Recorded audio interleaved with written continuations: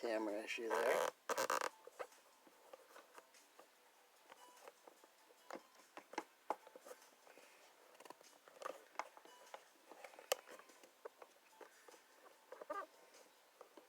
My tripod just decided to almost let go.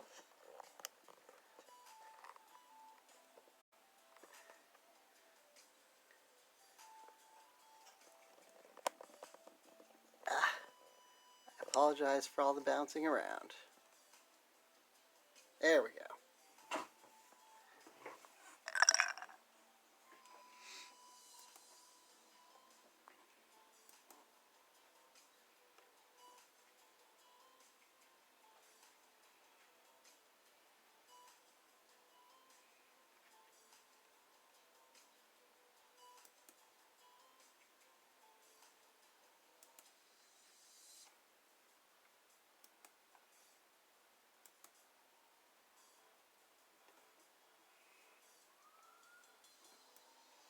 Ah yes, sirens are exactly what a stream needs.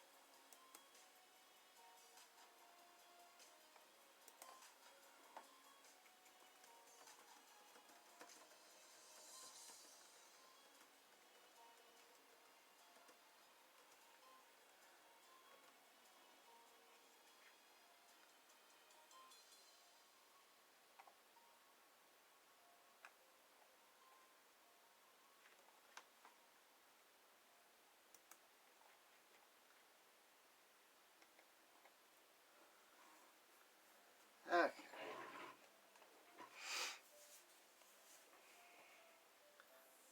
So 2 down, 2 to go. Never know how well the pencil's going to show up on the screen here. But we got Dapper Krampus and we got Spooky Wilderness Krampus. I'm thinking I'm going to go for Dapper Krampus today. But here's the first 2 already done.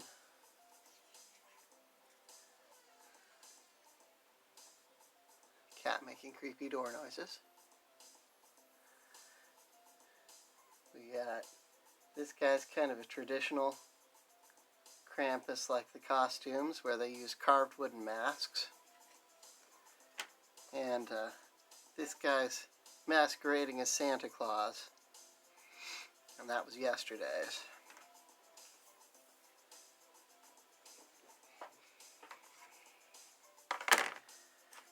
Got clean water.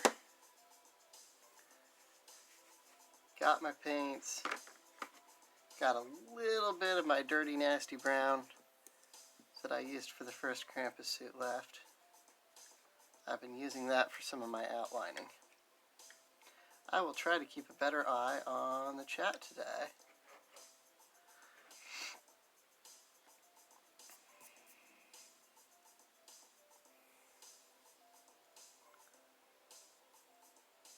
I will say, there's one thing about this guy that really bothers me. And I know the pencil doesn't show up on the screen very well, so I will explain it more when I get to outlining that part so that it's visible.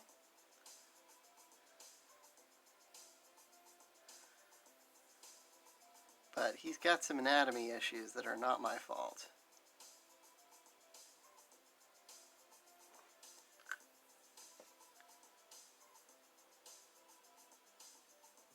The stem of that glass is not quite where it should be. Pencil sketches under watercolor are fine, but once you get any kind of watercolor, even a light wash, over top of that pencil, you cannot erase it. So if you're going to do watercolor over it, even lightly, you better make sure that you're okay with that pencil being permanent.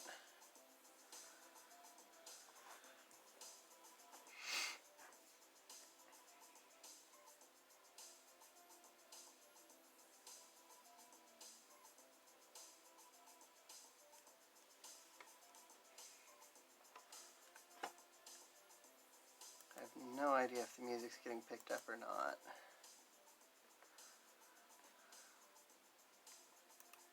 If not, that's okay.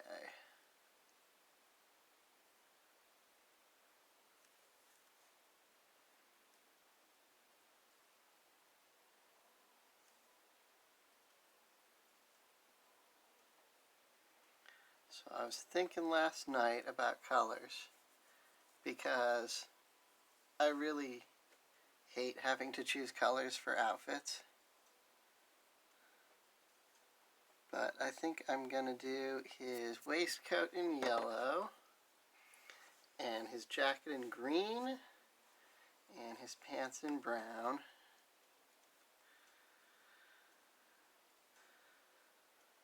But right now I'm just kind of getting a little bit of the lines done in there. They're going to get smudged out anyways with the colors.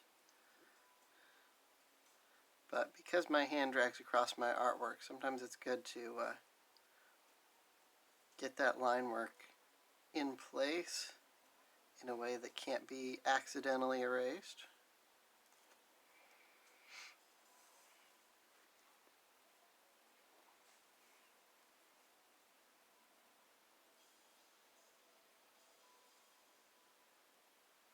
And I'm using a super fine detail brush, which unfortunately means that even if I get cat hair on it, it can screw up my lines, which cat hair is a very real risk around here.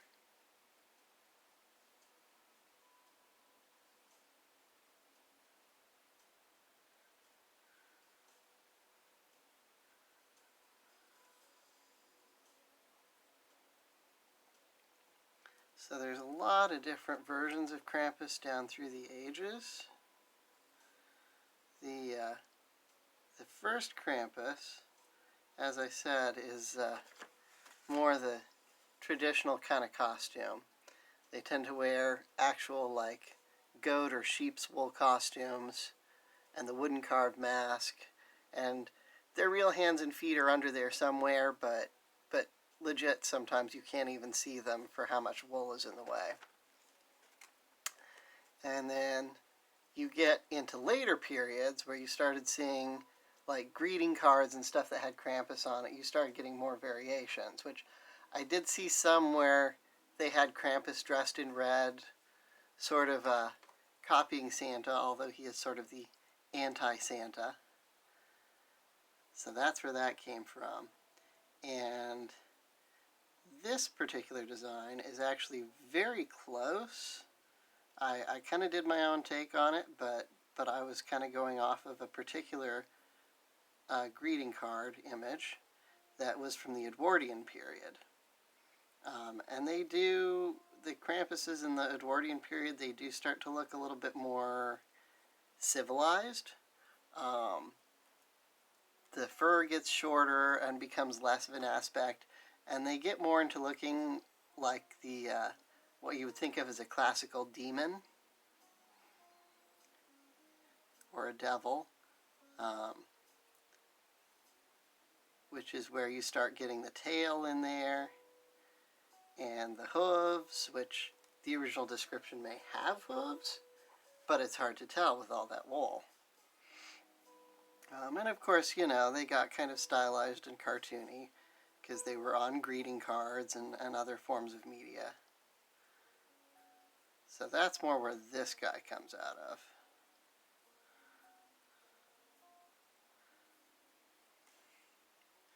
And there were a lot of greeting cards and other pictures of, well, there were plenty of Krampus, you know, interacting with children. because that's his primary purpose, is that he's supposed to, you know, cart away the bad children. But there were a lot of images of him, particularly when you get into like the Edwardian and Victorian period, of him flirting with ladies. And the card that I actually took this from, he was flirting with a lady. And a lot of times the ladies seem like they're kind of into it.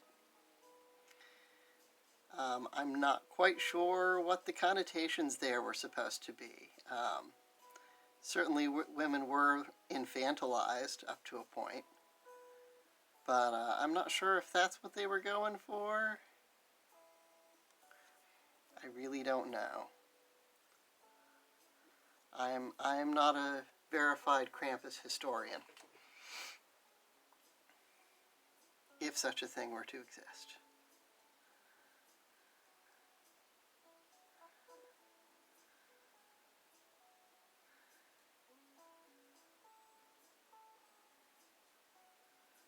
Boy, it is windy out there. It's like just in the past week, all the leaves are coming off the trees because it's been so windy. So I'm so glad there was lots of reference for how these pants should go, because putting pants on legs with hooves is always a tricky proposal. Figuring out how that'll work.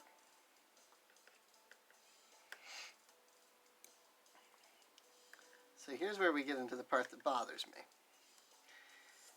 When you get into these later depictions where you can see all the details a little more clearly, and it's not just a big mass of fur, some of the depictions have him with just straight up hooves. It's a very goat-like thing. And some of the depictions have him with one hoof and one human foot, which it's a very common image. I'm not quite sure where that comes from mythologically, but it's interesting, and I did want to capture that here. However, and I really was, you know, trying to go off of what those card designs looked like. I have studied animal anatomy since I was pretty young. I drew a whole lot of animals. I've worked in a veterinary hospital for close to a decade. We took a lot of x-rays. I'm pretty familiar with animal anatomy. And human legs and feet and animal legs and feet are, they have the same bones, but they have them in a slightly different arrangement. So where I'm going with this is, when you have a human, you have the foot on the ground, and the toes, and the heel, and the leg.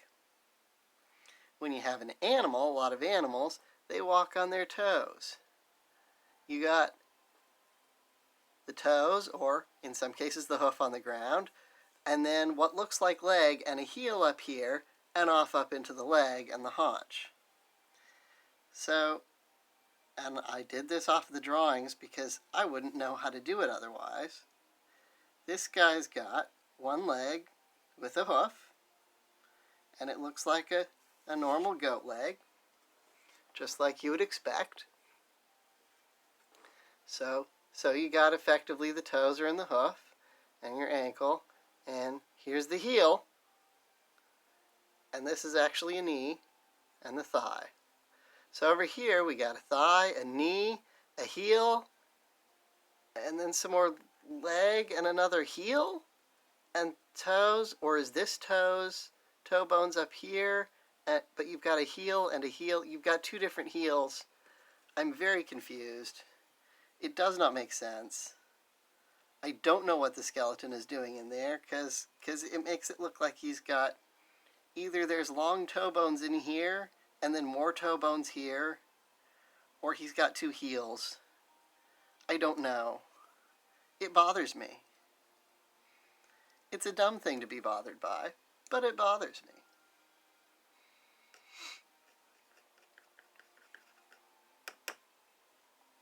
I'm drawing it anyway.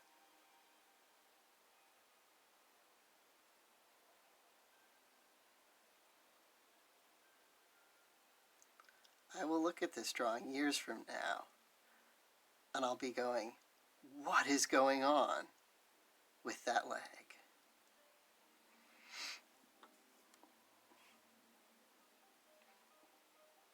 I doubt I will have the answer then any more than I do today.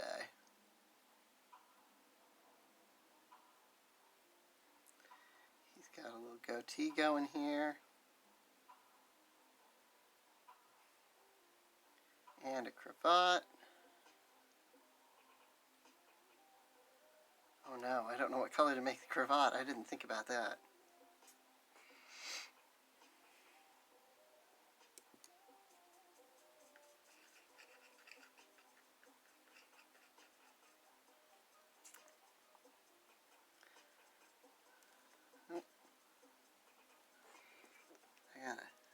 I gotta lean in here to get these details.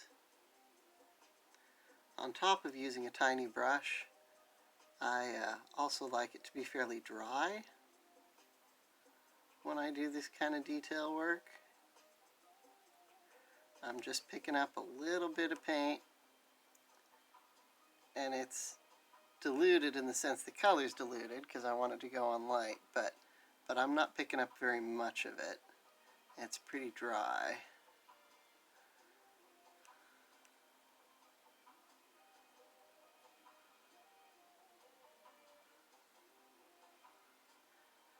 And these kind of Krampuses seem to have much smaller horns. Just little knobs for the look of the thing.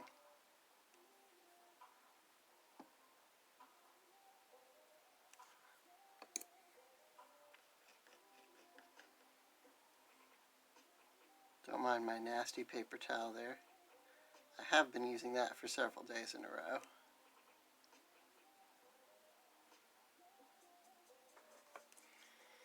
Alright.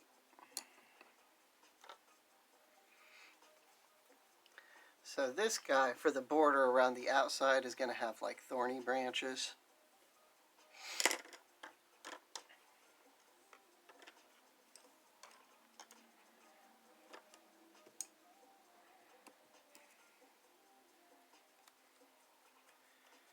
And I've got... Oh, that's real bright. I keep a tester piece of paper so I can check out my colors before I commit to them. I think that's closer to what I'm looking for. I'm going to dilute it a little bit. I just want to get the basic color in there.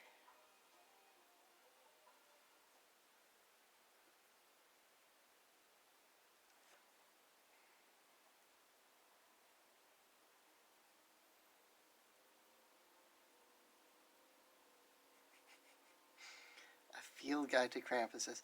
That would be a heck of a big book to write.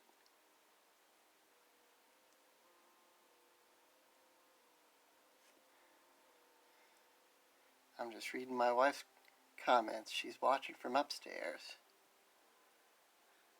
For anyone watching this stream in the future.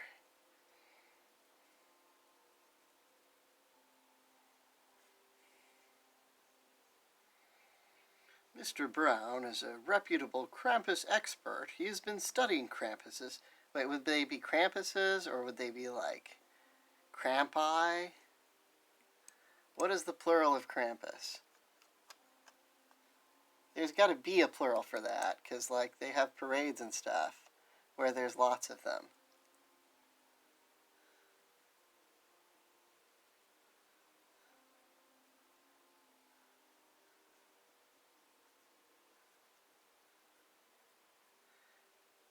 If anybody knows the term for a plural of Krampuses, get back to me on that. Crampons? It sounds like a Star Trek alien. They're like the Klingons' distant cousins. The Crampons. They're less warlike, but they do respect blood.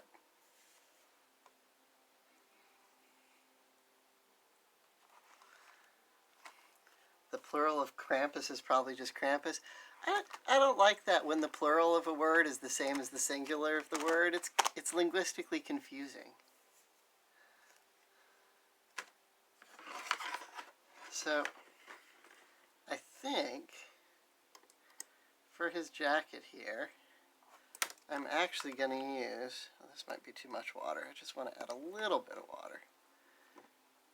I'm going to use this green I had mixed up earlier for the pine trees in the background of the Santa Krampus,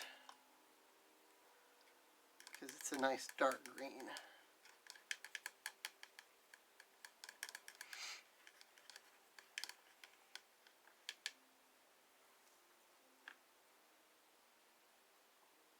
Yeah, that's a good color.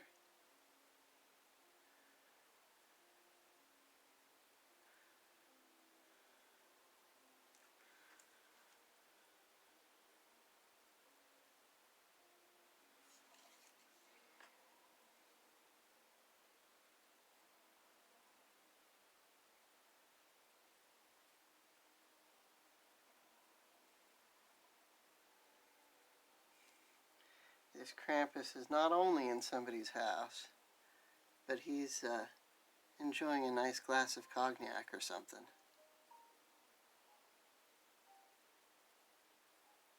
Brandy, maybe. Brandy's kind of a Christmas thing, right? I don't drink. What do I know?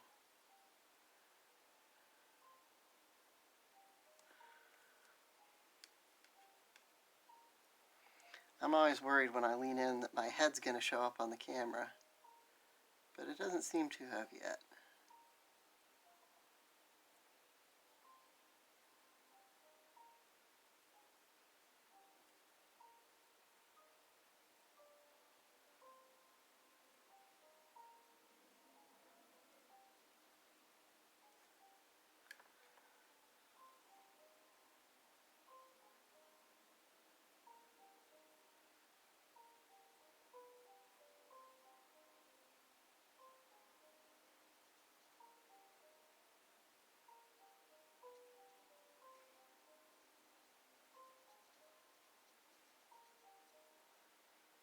Oh, this is pretty light. I'm probably going to need to go in and darken this green up a little bit when I do my shading, which is okay.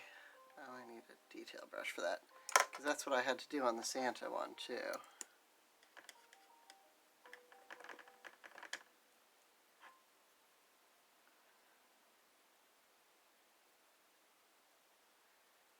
I don't know why I'm so timid about color. Color is just hard, you guys. Choosing colors is hard. Okay. That's a little too wet.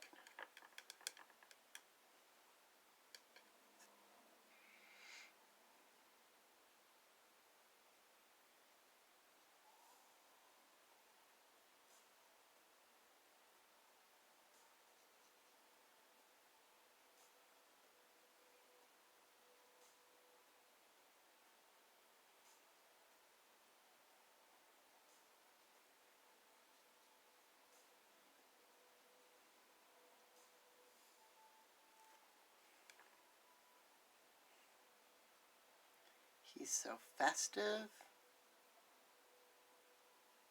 He just wants to join the party and maybe abduct your children, but, you know, only if they deserve it. Actually, from a lot of the depictions I see of Krampus, even in the modern stuff with the parades, people just hold their children up to see him, like, this is what'll happen to you. Better behave. I have no idea whether or not he's an effective deterrent in this day and age. But, yeah, people in the countries where they have parades for him and stuff, they don't seem to show any hesitation about making sure their children know just what this is all about. I've got some nasty brown colors over here already. Is there any I can use? I can probably use that. It's kind of a reddish brown.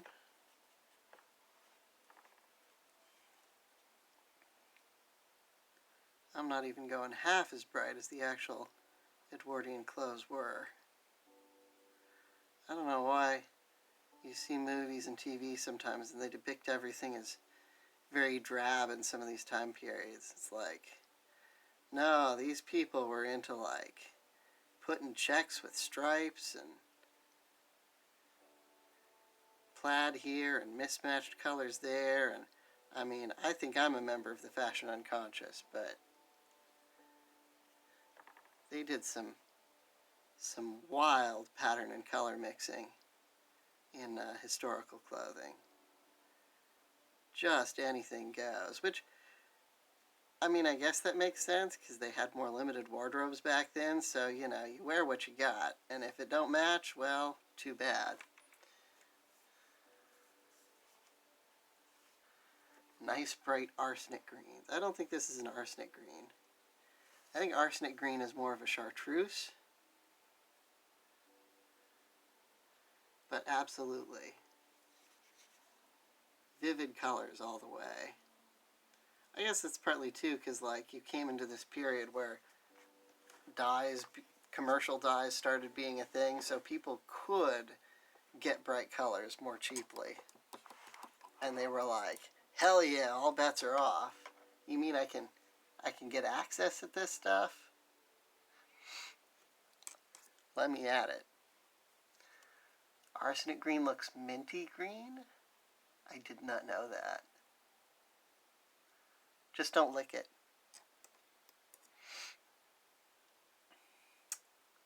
I'm a little concerned that I don't have much left of this muddy dark brown that I've been using for Krampus skin. It is a fine line to walk. I will say some of the Edwardian depictions of Krampus look just a little bit too much like blackface. And we're not into that around here. We are not doing that. So, I will admit I prefer him looking more goatish anyways. But, yeah, that was a little alarming to look at. So, I'm going to try damned hard not to make it look like that.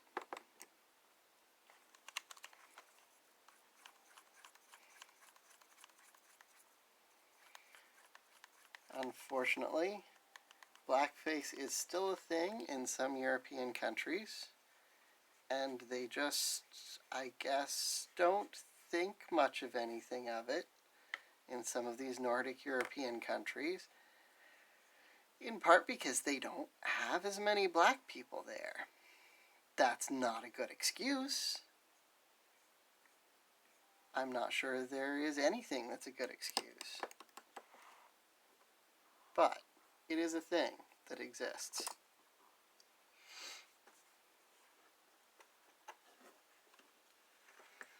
My wife is a historic colors nerd. I'm using these super old, I think it said Chinese watercolors on the box. Oh god, I'm going to knock everything over. Yeah, the box is very helpful, labeling-wise. But you can tell just how old they are from the state that the original box is in. Yeah, that's not helpful at all. Somehow I thought there was some English writing on this box somewhere, but apparently not. Anyway, this is the box these watercolors come out of. And obviously I've been using them for quite a while. My wife, on the other hand, has been buying these little teeny tiny trays of just super fancy, exquisite, handmade from natural pigments watercolors. She says that these paints came from me from the Flax Art catalog. And I believe her. I have no memory of this. It's been too long ago. All I know is we have used these for a long time, and we have used the hell out of them.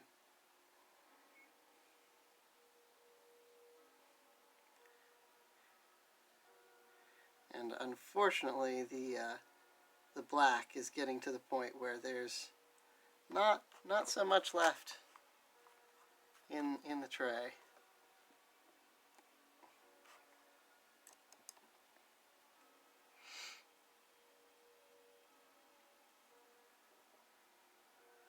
Oh, that needed to be diluted down a little bit more. Too dark, too dark. Alright, let me get heel number 1. And heel number 2.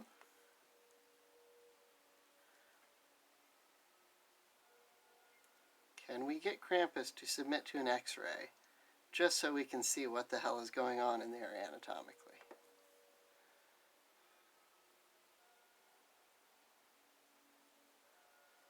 Because I would love to know.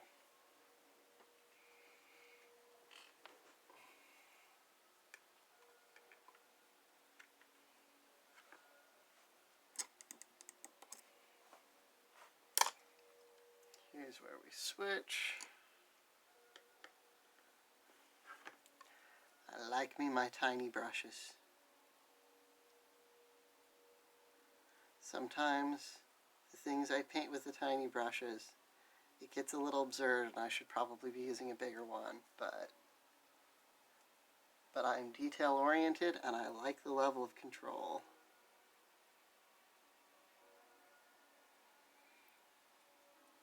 And the background of this one is going to be like, the border is going to be thorny branches. I haven't quite decided on the background. I was thinking I might, since he's got a glass of brandy and all, depict him indoors. That would also make him the only one of these guys that's indoors.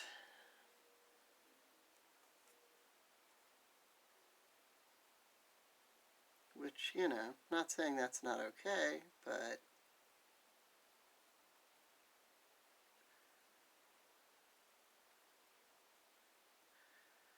do I want to break with the pattern? I don't know yet. On the other hand, just like a doorway and some paneling might be easier to draw than more trees.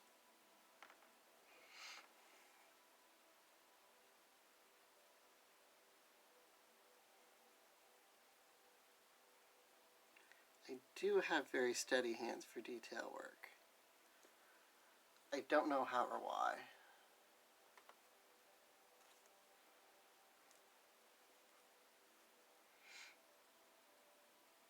No. Is that a piece of cat hair? Could just be a piece of pigment. Could be a hair of the brush that's coming off. That is the problem with the brush this small, is it does fall apart over time, and just because there's less to start with, I think they do fall apart faster, or at least more noticeably, than a smaller brush would.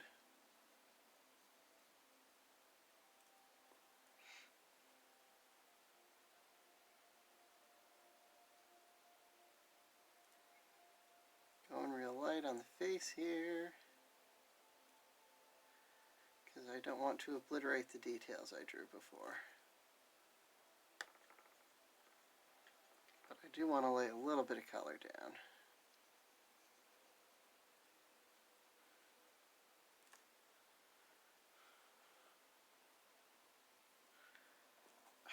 That is definitely cat hair.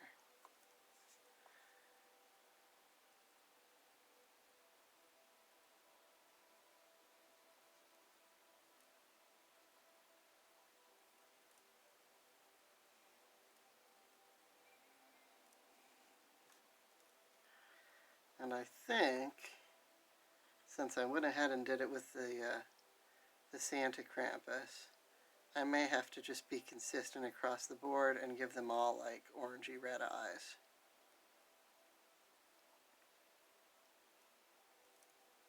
There's really no reason not to.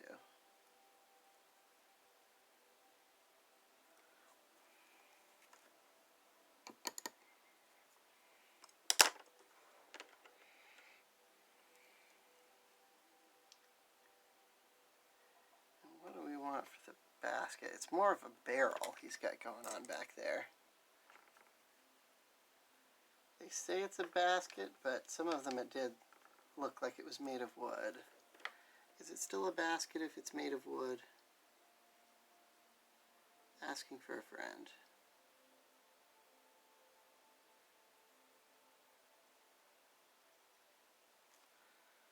Yeah, that's too small of an area for that brush.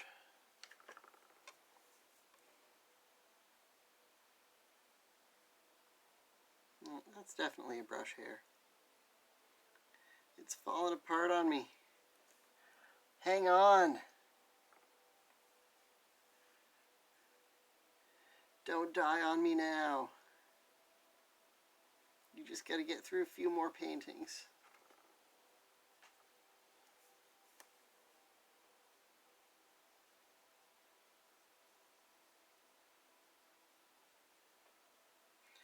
When I was younger, I had a little brush about this size that was my favorite paintbrush, hands down. And I'm not sure they start out this short. I think I kind of get them shorter over time. But I really liked that paintbrush. It was my favorite. And I killed it, which, you know, is inevitable. It happens over time, especially the more you paint. And I was using it with acrylics, which are a little rougher on it. And it finally got to the point where it wasn't really useful anymore on a big painting I made. It was like my first big painting on a canvas. And when I painted around the frame of the canvas, I actually glued in a small part of the paintbrush. I think it still had the little paper band off it as an homage, so it would always be with the painting. It was a silly thing to do, but I did it.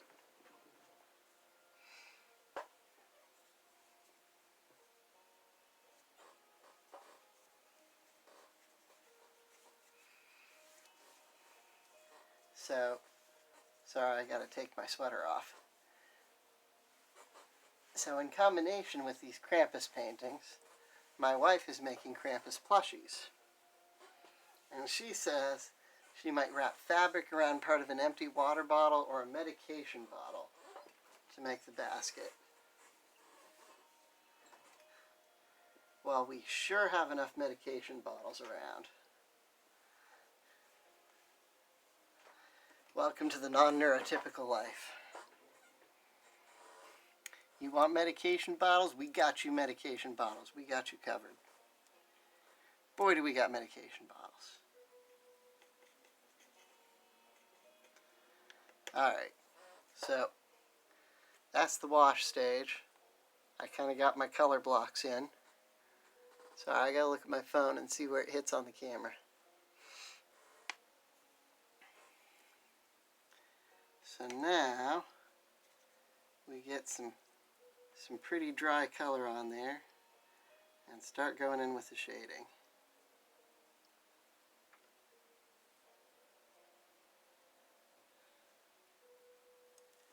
Man, that wind is crazy.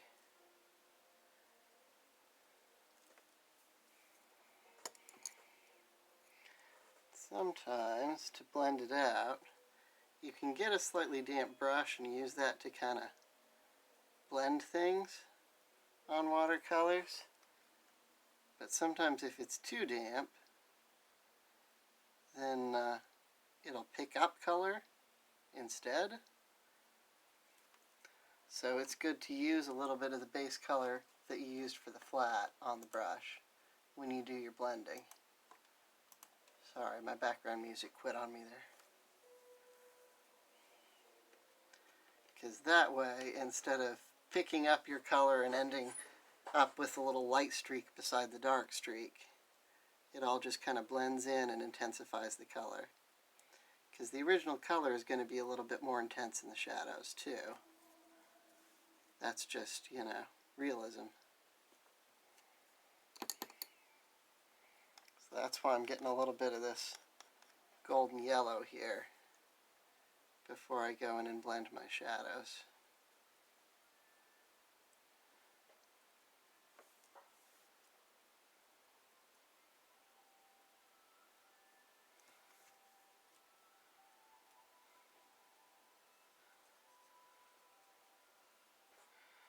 And then we got a little bit of additional shading,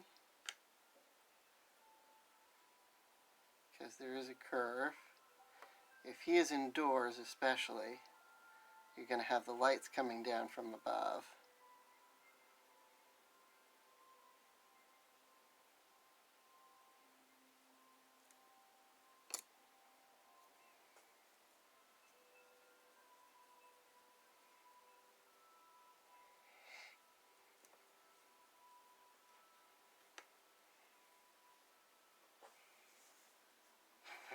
My wife says if she uses antidepressant bottles, it can be symbolic of holiday depression. Oh, honey. I love you and I love that you think that way.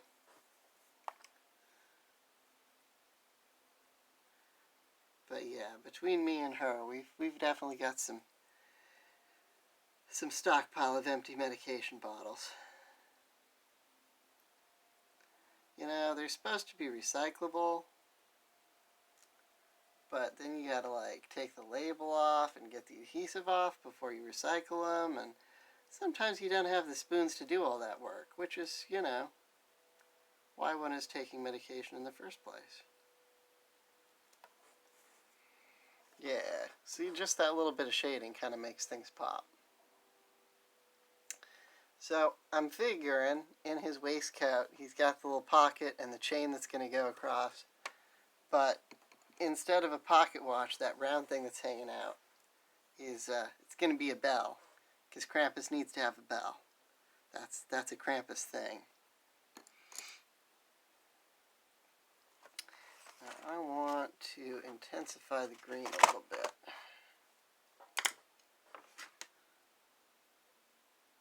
I mean, there is some green left in there. It's not a lot of green. I guess we'll just try it.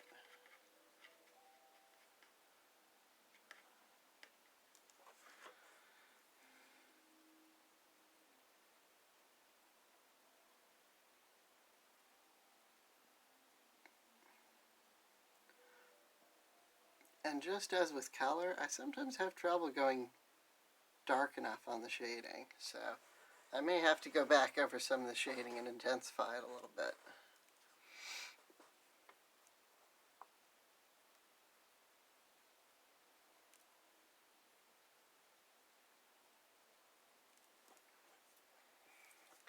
Sorry, I gotta turn them upside down. It says I got 2 watchers right now. I don't know who the second one is. But you are welcome to the stream. Feel free to lurk if that's how you feel. Feel free to say something if you want to say something.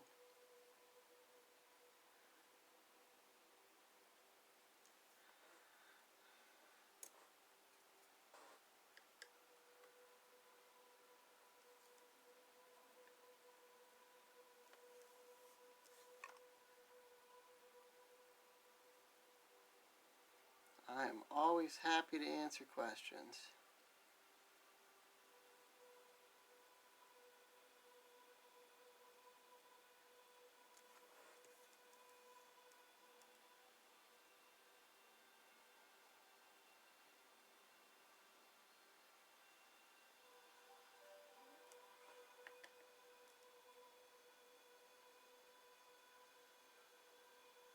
Ooh, it's getting a little muddy in there.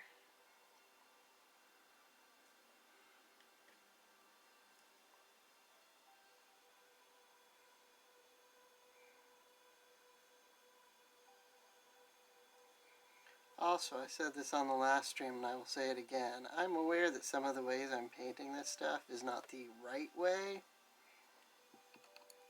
So, don't necessarily copy me. But, I know my watercolors well enough to get away with it.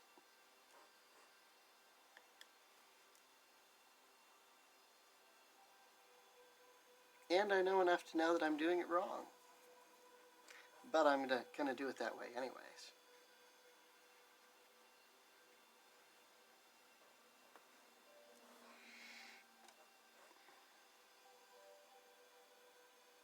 Got an awkward section here with his coat collar.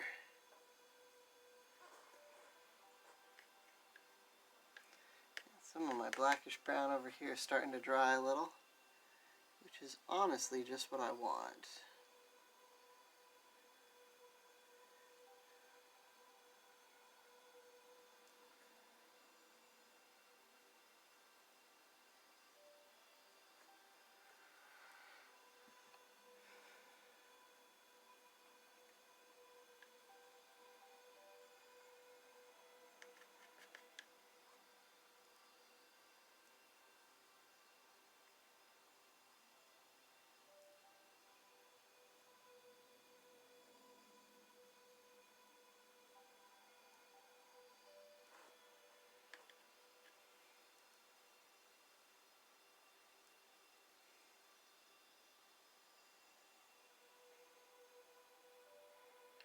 Hopefully I'm not overworking this sleeve.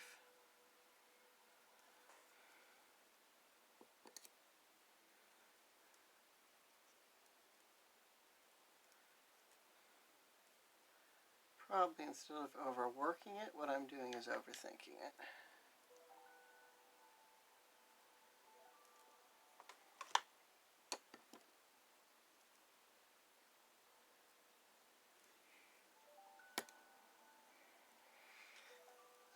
She says, watching you, I'm starting to think where I struggle with watercolors is where I use them too wet.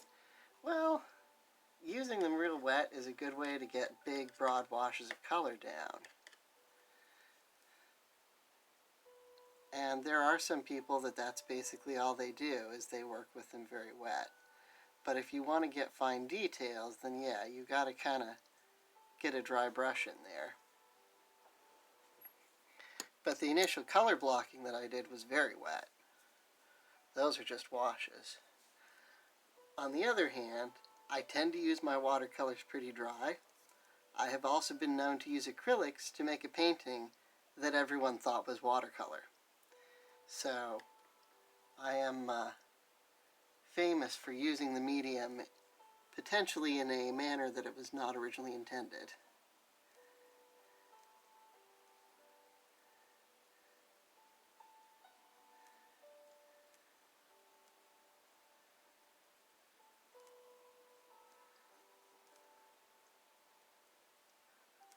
It's a little muddy where that collar hits, but I gotta let it dry a little bit before I can put any more shading in there.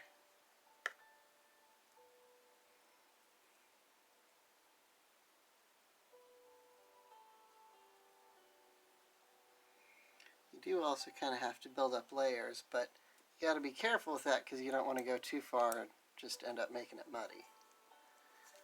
See, like up close, that gets a little bit muddy.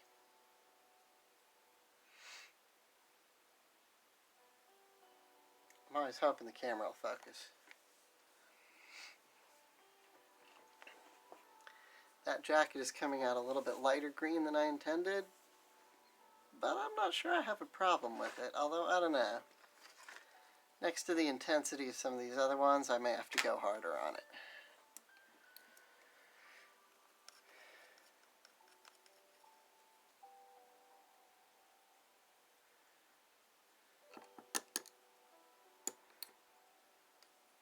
I'm checking out my other greens here. Yeah.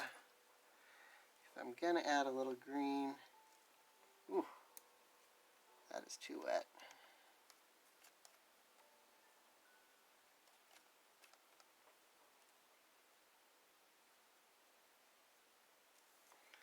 See, what's happening right in there is what I was talking about, where it was too wet, so it lifted color, which was not what I wanted to do.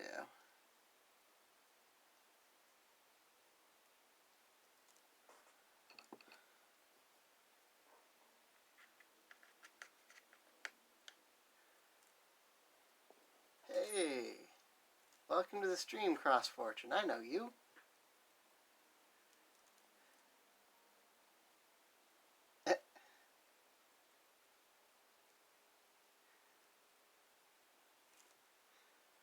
Don't have audio because you're in meetings, but this is much more relaxing than what you're listening to. I've got well, you can't hear this, I guess, but I've got background mood music playing, but I'm not sure how well the mic is picking it up. But that's also okay if it's not, because the other day it tried to tell me that the Nutcracker Suite music was possible copyright infringement, which is a lie.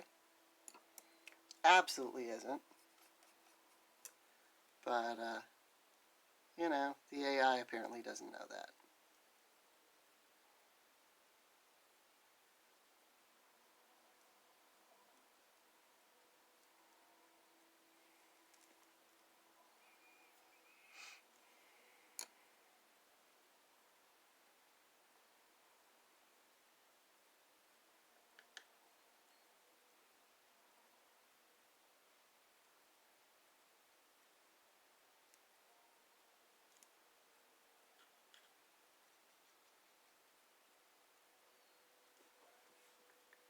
What is that emoticon even? Is that a football helmet?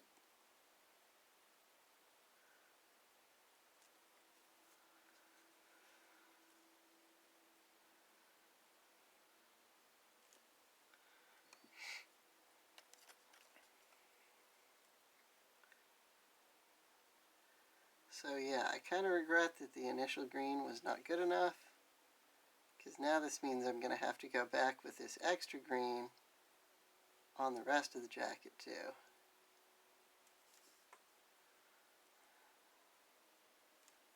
It is what it is.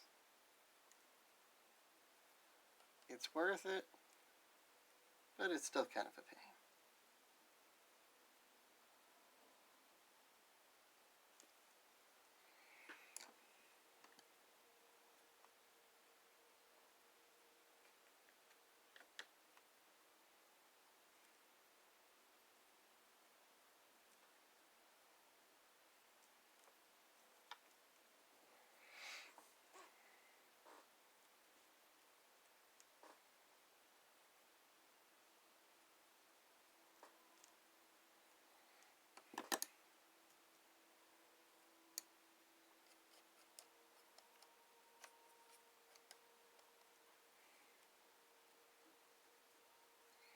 That's a little too dry.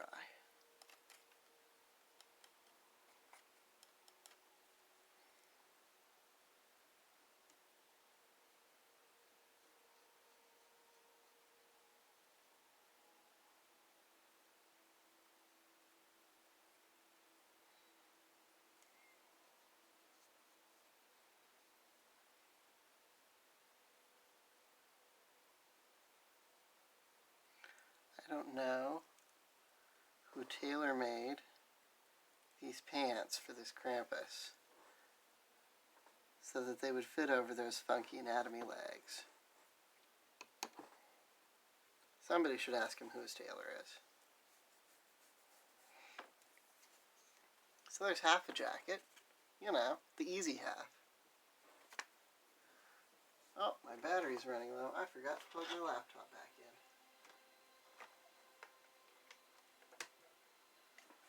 That would have solved that problem. I didn't realize it wasn't plugged in this whole time.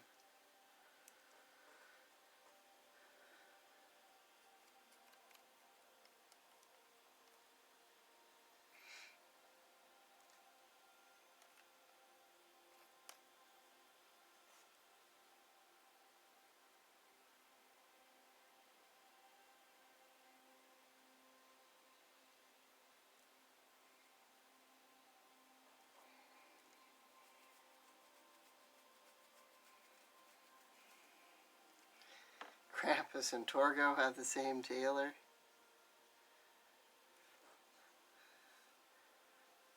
I don't know. Torgo, that's Torgo from Manos Hands of Fate. He was supposedly supposed to have goat legs, although there was nothing that explained that in the narrative of the movie itself. But yeah, one of the reasons you didn't know he had goat legs is he had pants that kind of like covered his legs. Whereas this guy has some kicky, what are the knickers? He's flashing them legs. You know, he's got to go to a party. He's going to hit on the ladies. He wants them to see his legs.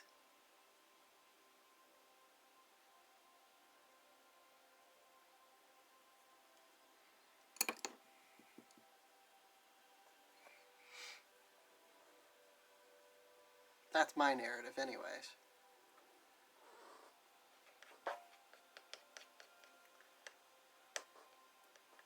So yeah, what I'm saying about don't paint the way I paint is you're supposed to do the background first and then do the figures over top of that.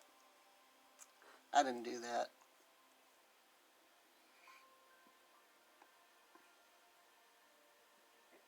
I'm not ready to make those kind of decisions.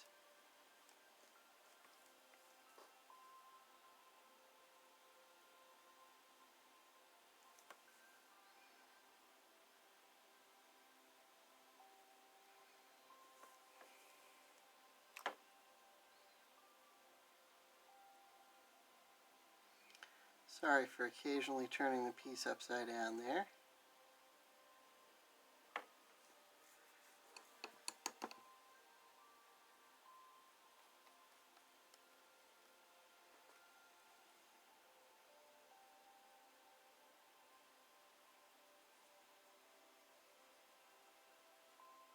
Whew, is that arsenic green?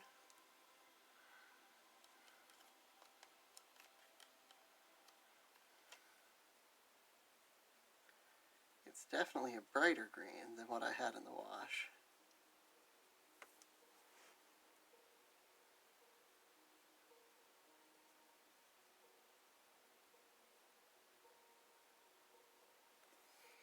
I will say one of the drawbacks of working with the watercolors this dry is you got to do small areas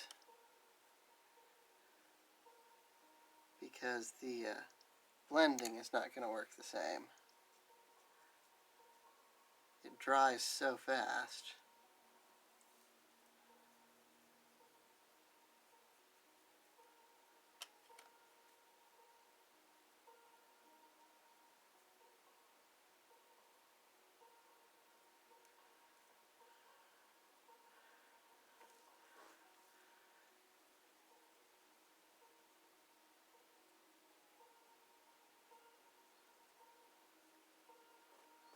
Is Torgo's grandpa Krampus?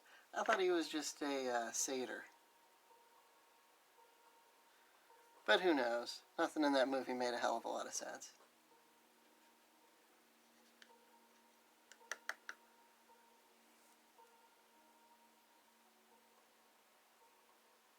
But, you know, there were some womanizing tendencies that Torgo had.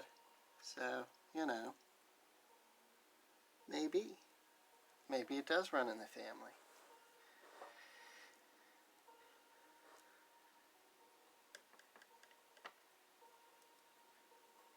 Alright, I'm going to darken this whole thing up a little bit.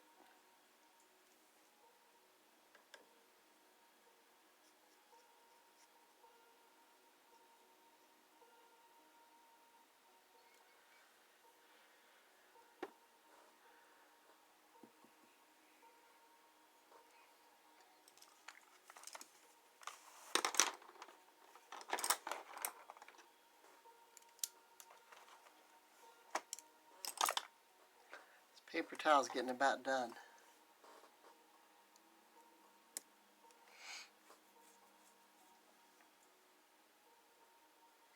It has lasted me through several paintings.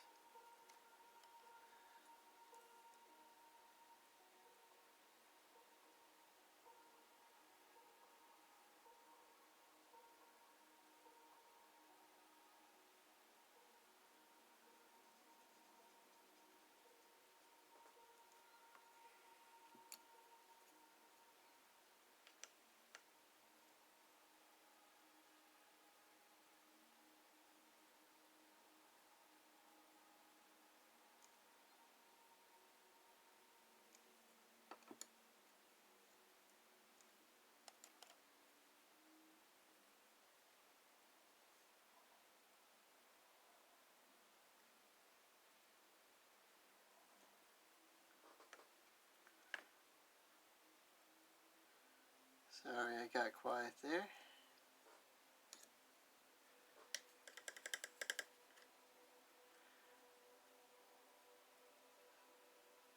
Just focusing on this fashionable wear.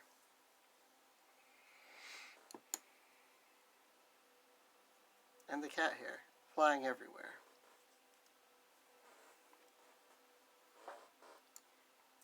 Little surprised Maxie hasn't made herself known yet.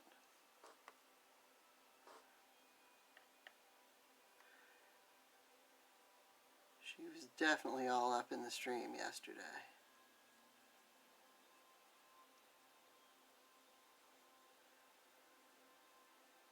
She wants to be a streamer cat.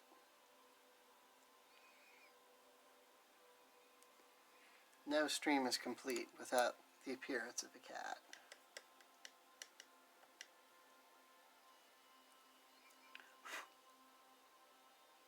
But her hair is definitely making an appearance even without her.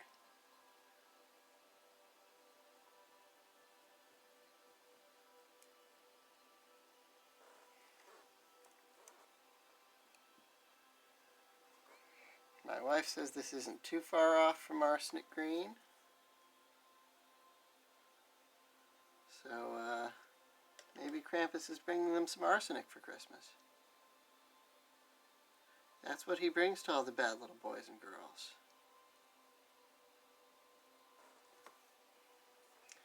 Here, kids, drink some of this. Surely no harm will come to you.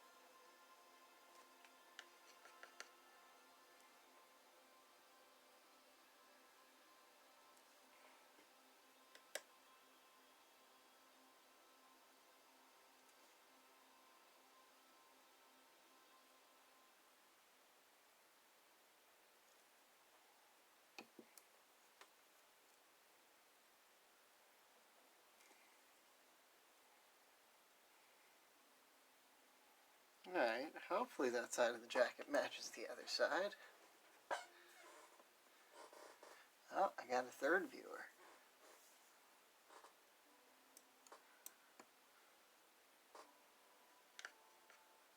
Welcome to the stream, whoever you are. Feel free to lurk if that's your mood. Feel free to ask questions if you want.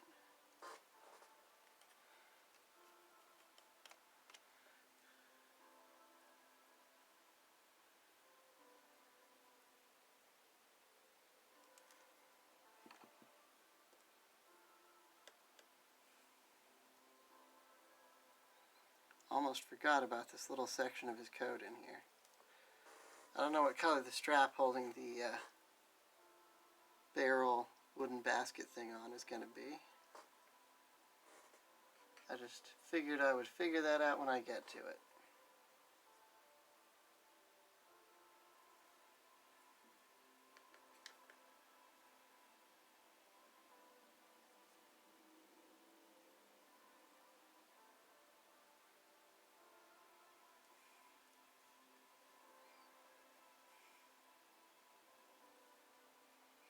Starting to feel like some of my shading lines in here might not be dark enough, so that's why I'm going back over them a little bit.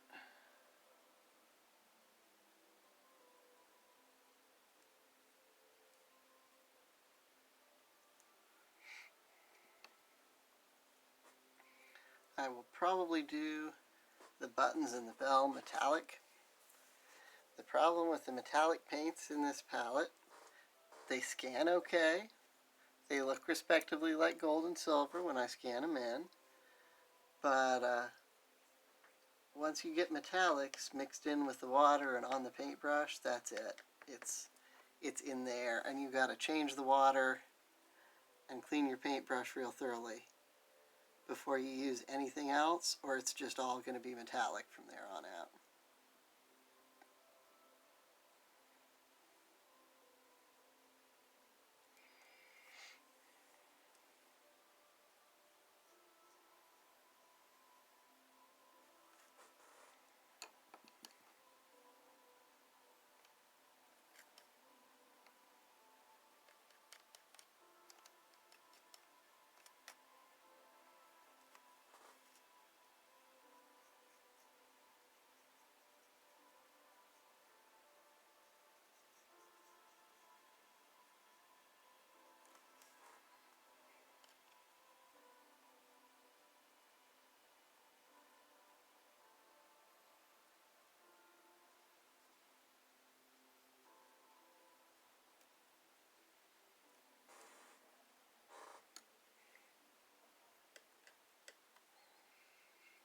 Oh, thank goodness the jacket's almost done, because my green over here is almost out.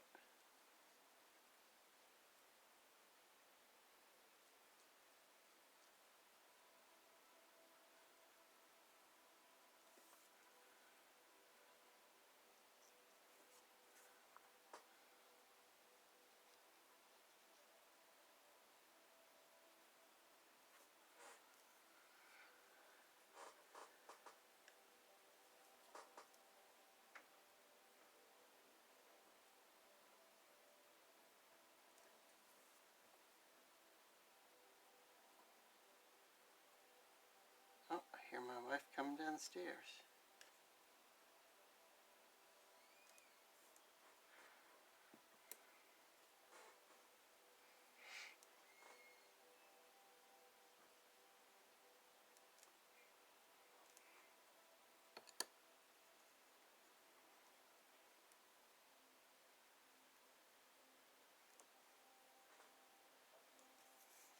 I feel like the shading's not quite as dark on that side, but I gotta wait for it to dry a little bit before I can work some more in.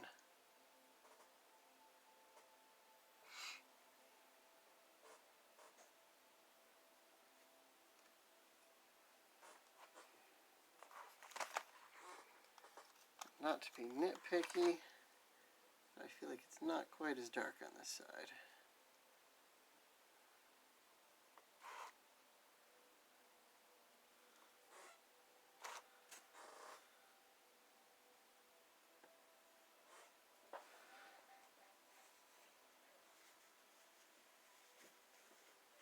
Hey you. Hey, in case you were wondering, the cats aren't harassing you because they're both asleep on the sofa. Oh, well, I'm not going to stream the cats sleeping on the sofa. There might be a stream for that, though. Probably is. Just a cat snooze cam.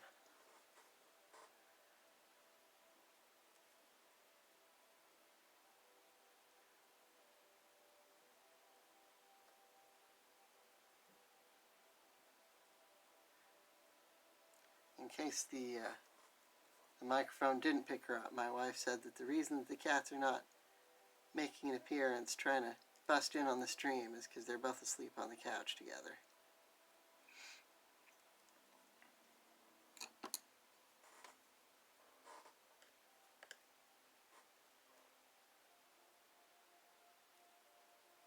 Which is very sweet and makes them sound like they get along way better than they actually do. Because, seriously, our cats don't like each other. It's a problem.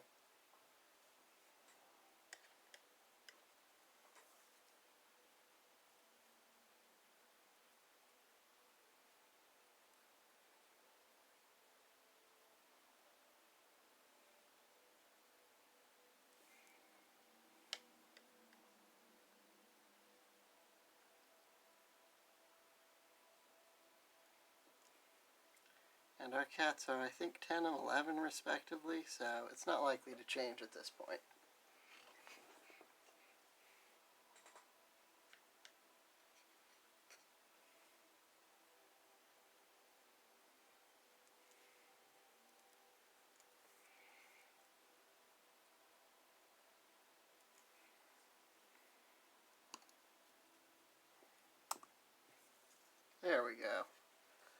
think both sides of the jacket match a little better now.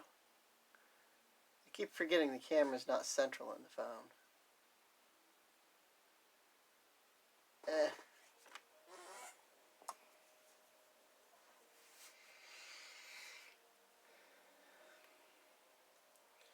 Alright, I still don't know what color to make that cravat.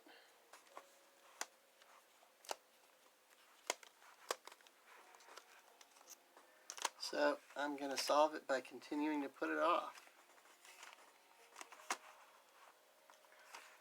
What I am going to do,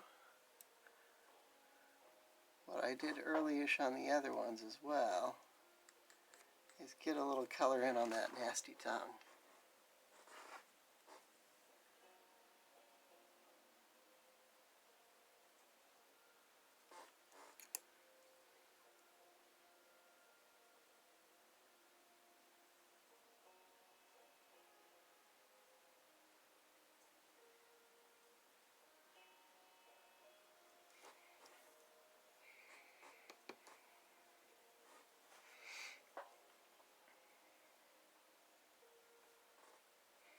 I will probably go back in and do another pass with the shading just to really darken up and sharpen those lines. But I'm going to wait and do that as a later step.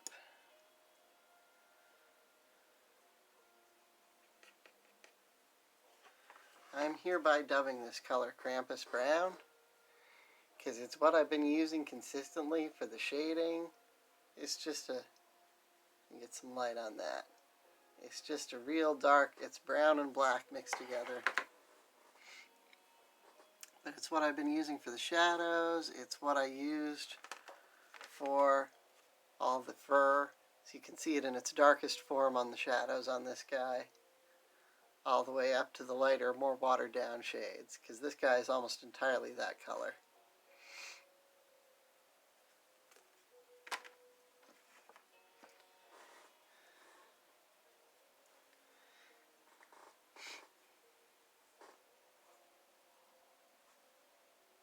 Cat hair on the brush.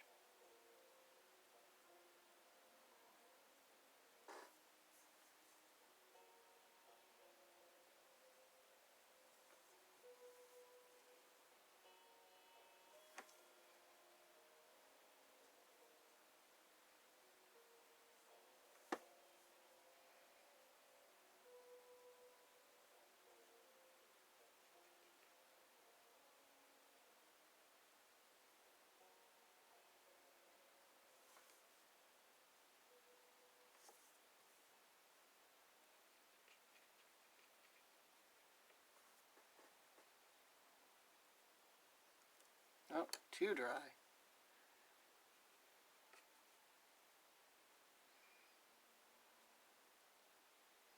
So yeah, I'm just picking up little bits of that dark brown in a fairly dry concentration on this little brush. And that gives me what I need to do in my shadows here.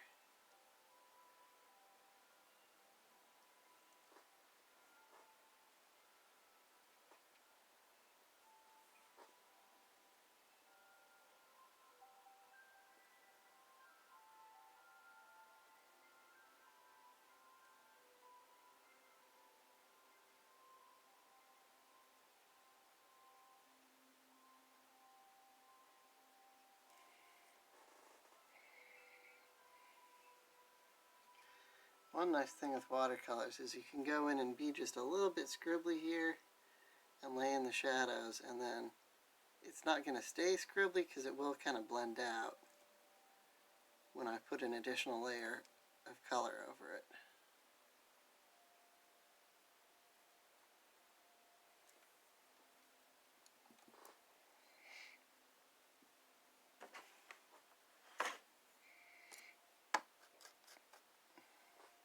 I think, yeah, I'm going to go ahead and use mostly this kind of russet brown. I got leftover little patches of color that I had worked up for certain parts that I'm just kind of using up now.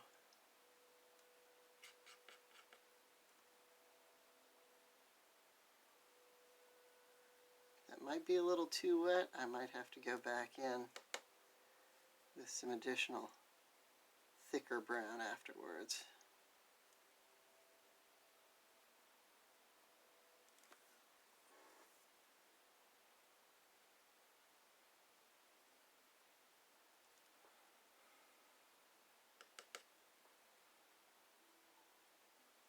But we'll see here.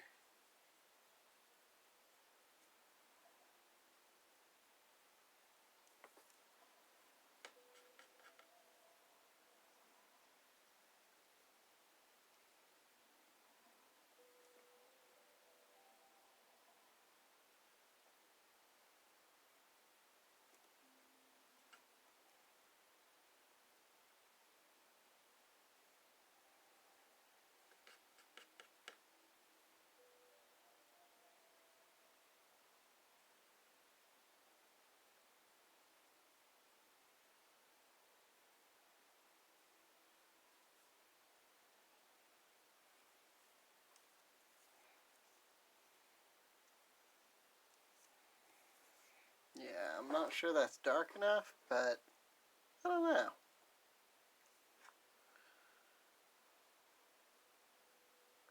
I might leave it for now.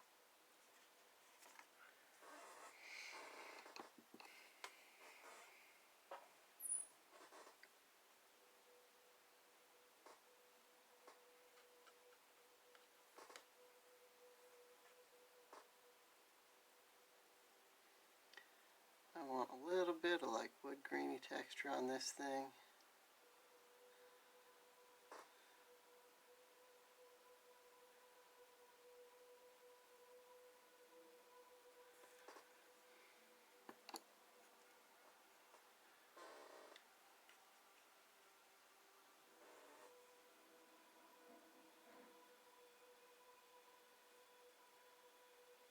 I don't know if there's more loud truck noises out there today than usual, or if it's just I'm really noticing them because I'm streaming, so I'm like hyper aware. But seems like a lot of loud trucks today.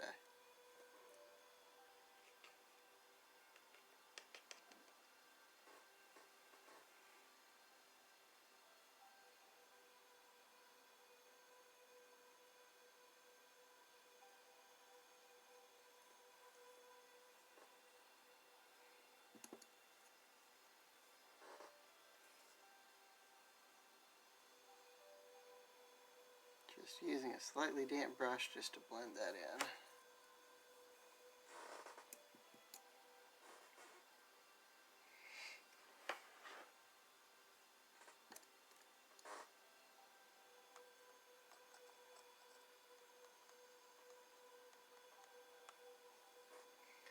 I've used very little actual black on these.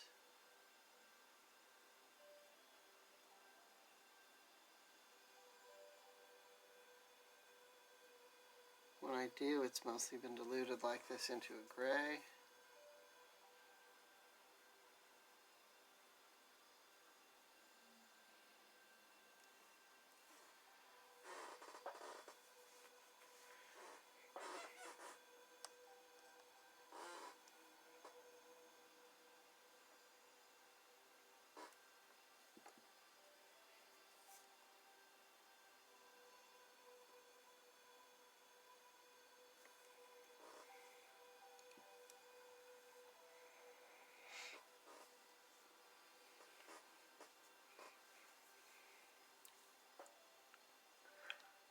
I'm thinking that strap for the bag should be some kind of red.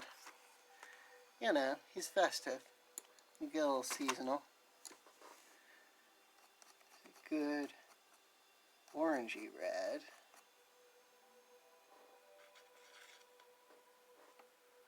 I want to dull it down a little bit.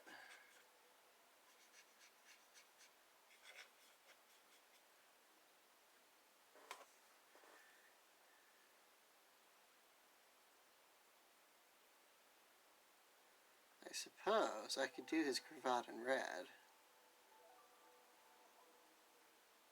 You know, color coordinating strap for your basket for small children and your cravat. Very fashionable, right?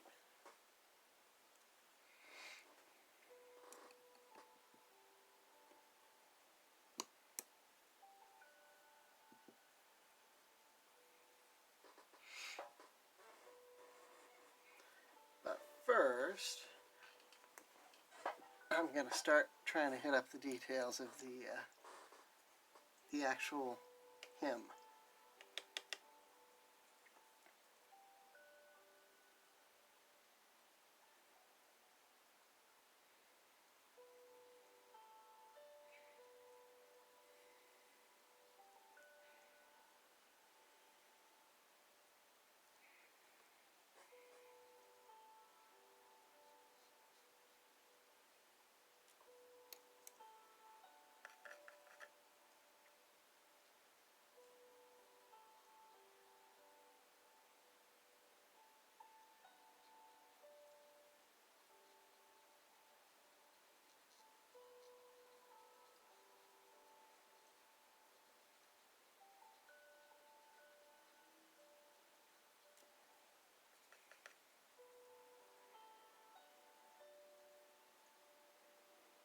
I don't think he needs to be black. Just this dark, kind of grayish brown ought to do it.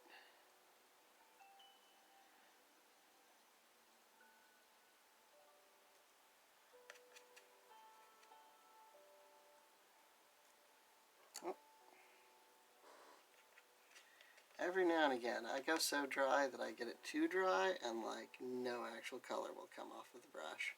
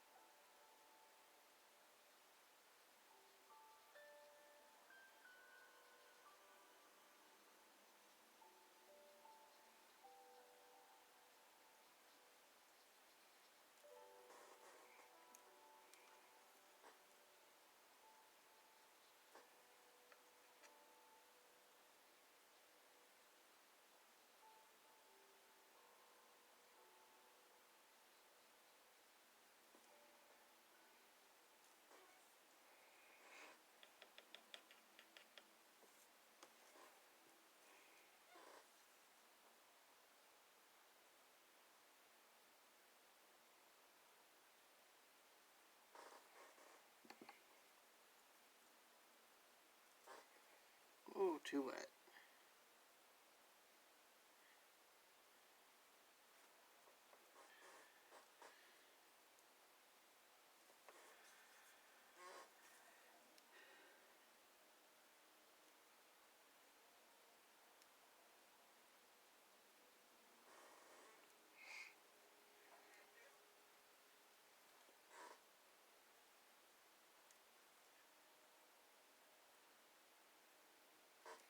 Alright, that got too wet in there, so I gotta give it a minute to dry before I can go back and hit up the details.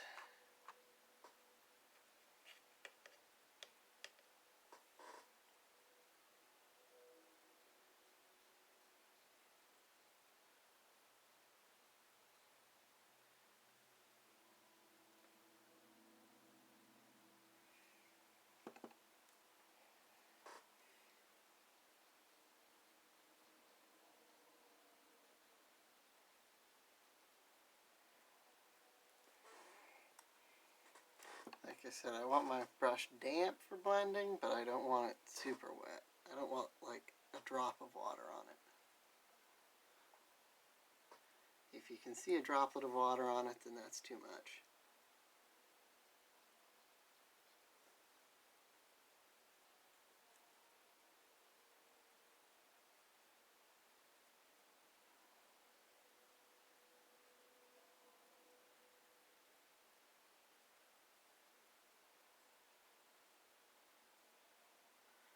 There we go.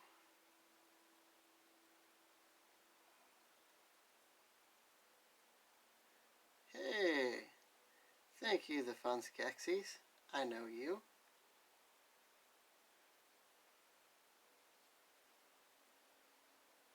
Wasn't expecting so many people I know to drop in on my stream here. since you just showed up and you probably haven't seen the previous ones, we got a traditional Krampus. That was the first one that I did.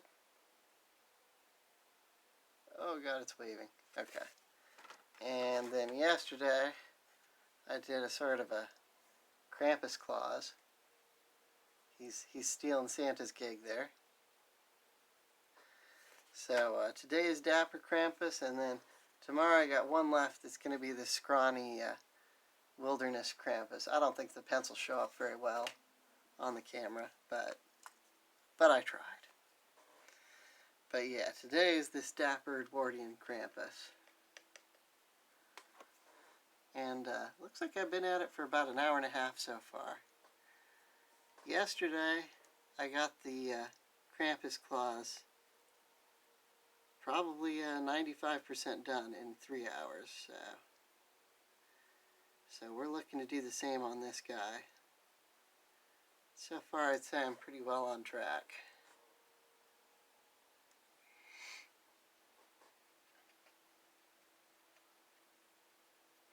My wife says she might have mentioned that I was streaming on Discord. That is just fine. I appreciate it. I did try and do a little advertising. I have also I saved yesterday's and put it up on YouTube, so it will be watchable again later. Oh man, this foot bothers me so much. It really does. The anatomy is just whack. I mean, it's a very consistent description for him to have one hoof and one human foot, but with this particular configuration of leg, that means he has 2 heels, and that's just wrong.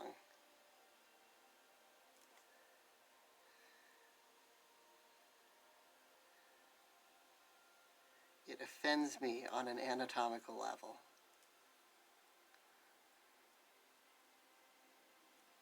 Because he's got a heel here and a heel here. Because this is how animal feet work, is this is the heel, and this is like the end of the toes. It's all wrong. Why? Why are you like this?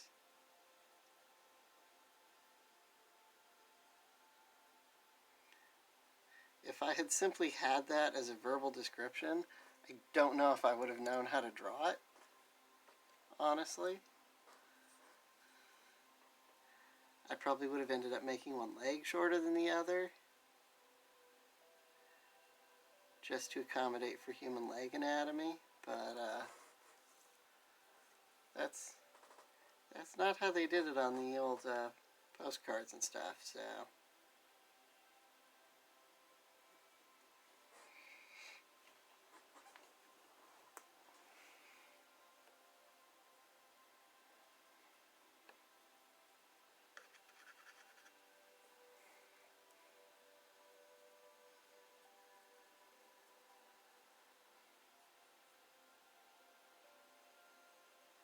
So I'm just going to draw it and be bothered by it and live with it.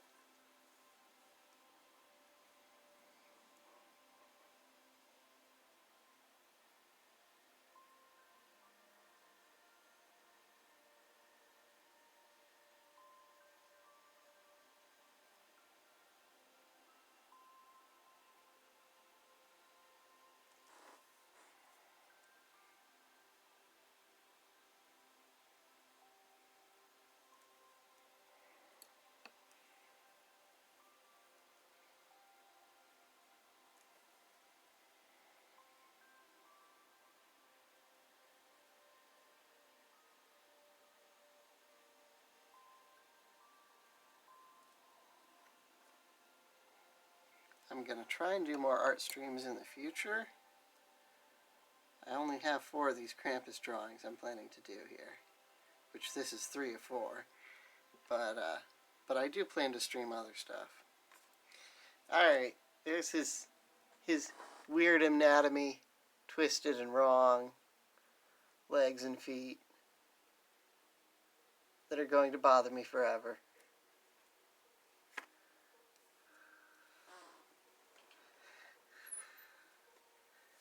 Now my wife's trying to weird me out. I don't like feet. I just don't. I mean, having to see just plain feet in existence, whatever. But having to, like, think about them in detail and stuff, I don't know. Not a fan.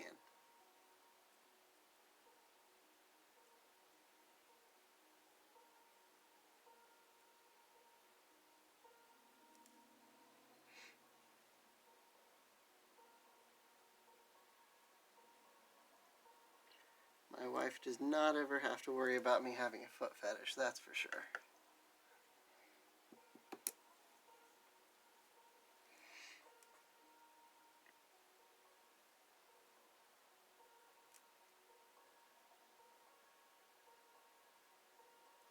Just trying to blend this a little bit. Sometimes the suggestion of detail serves you better than getting too bogged down in it.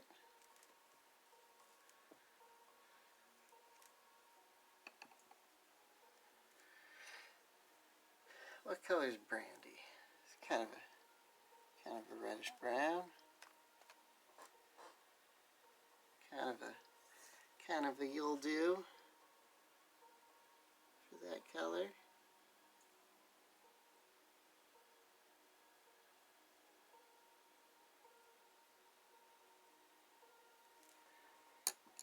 With some little yellowish hints.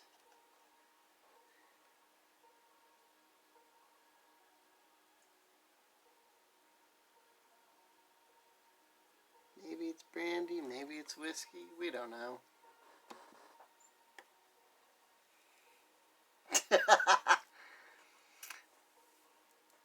My wife says when I misbehave, Krampus comes in and makes me draw his weird double heel situation. With the painted toenails.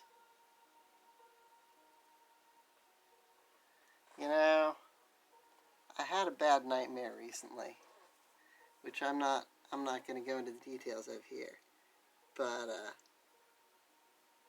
this, yeah, having to paint Krampus's toenails on his weird double heel foot there, that could be a pretty bad nightmare.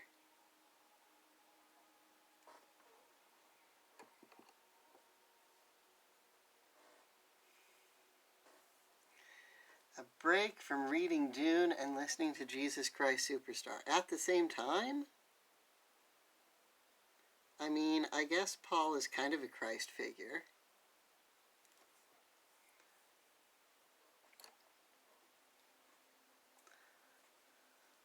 I never could get through Dune. I tried, but I couldn't wade through it. On the other hand, I want to say I was probably about 10 years old at the time, so I might have just been too young for it. And I have not gone back and reattempted it since.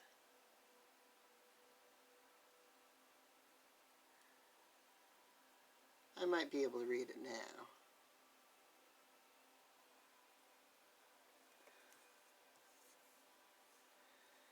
Yeah, alright, he's definitely going to need some background in here.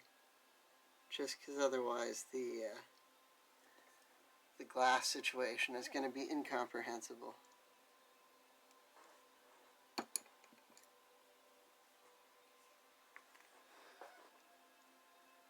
Trying to get his hand with a little brandy glass or whatever in there.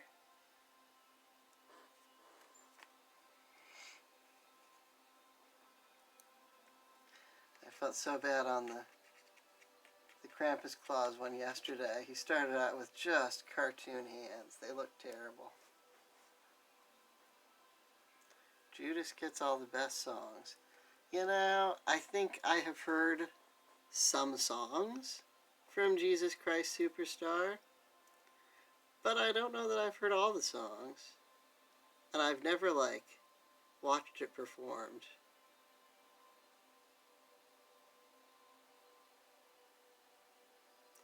I was a theater kid for a little while there, and then about the time where I really could have gotten into it is when I started getting stage fright and I got away from that. So I never really got the musical exposure that most drama kids get.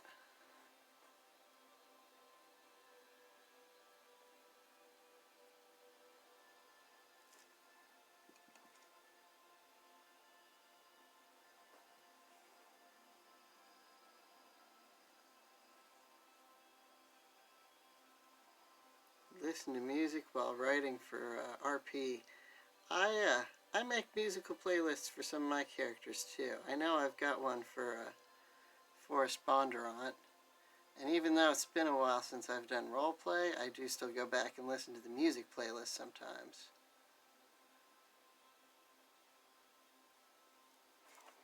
Forrest Bondurant's a little bit of an odd one for me because he's so tied up in the local history. And I'm not from here. I'm a transplant. But when I first saw that movie and found out it happened in a relatively local area, that was fascinating to me. I tell people where I grew up, I was taught that history was stuff that happened somewhere else. So living somewhere that there were things happening in these earlier eras is just fascinating to me. Not that I'm a huge history nerd, but I'm just a little bit of a history nerd.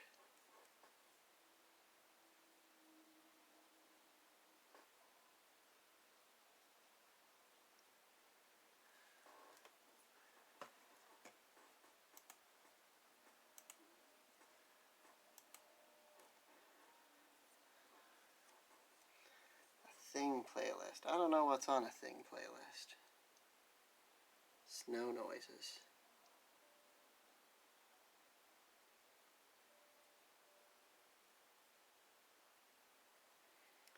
And my wife says that my father-in-law likes Jesus Christ Superstar.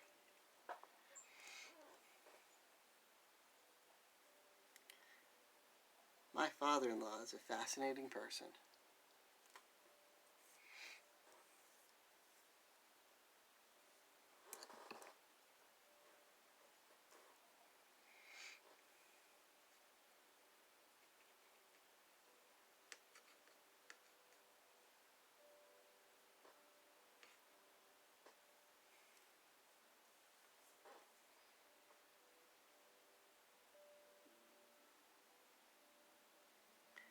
Bad idea to RP somebody without reading the source material. It depends, you know. It depends how well known your character is.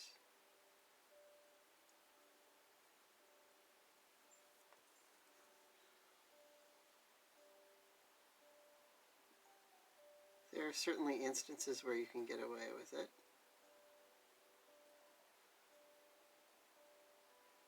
Like if the character is just not well known in general and people think it's an OC.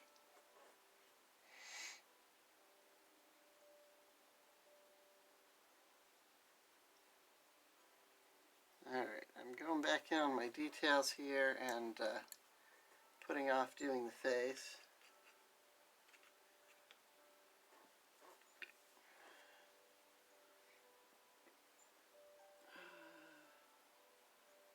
Cat hair on the brush.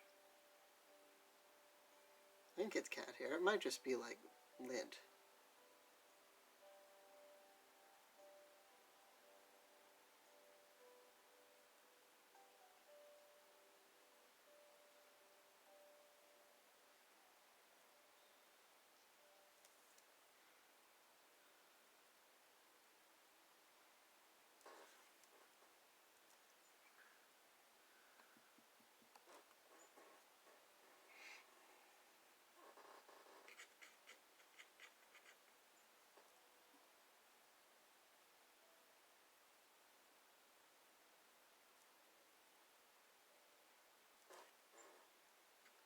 It's funny, I agonize over the details just because that's me.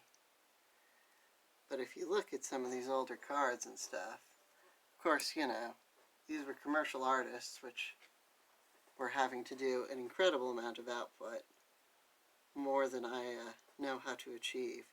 But yeah, they were probably sloppier than what I'm doing.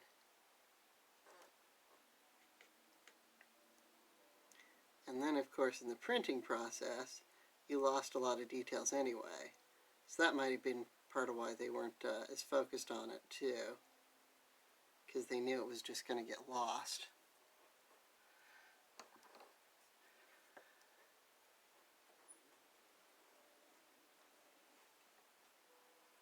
I'm not going to narrate all of the chat conversation about roleplay here.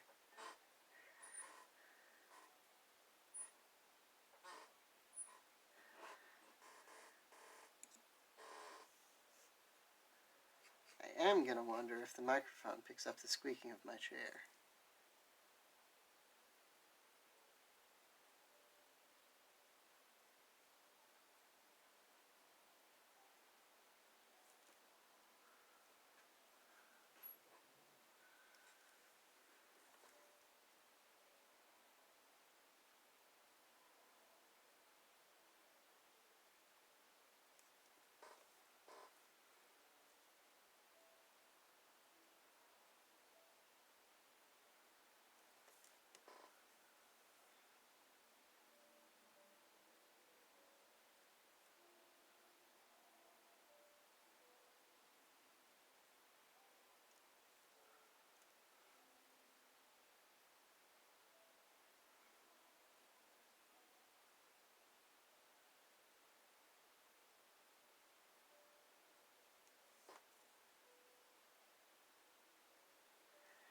Fish artwork.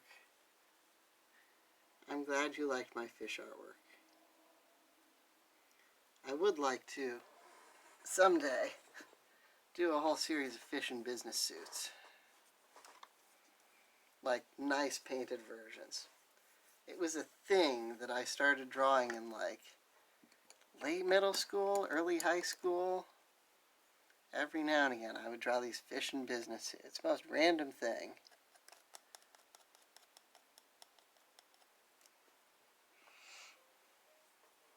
Alright, I'm going to add just a little bit of yellow to his shirt. Just so it's not paper white, because that seems unrealistic.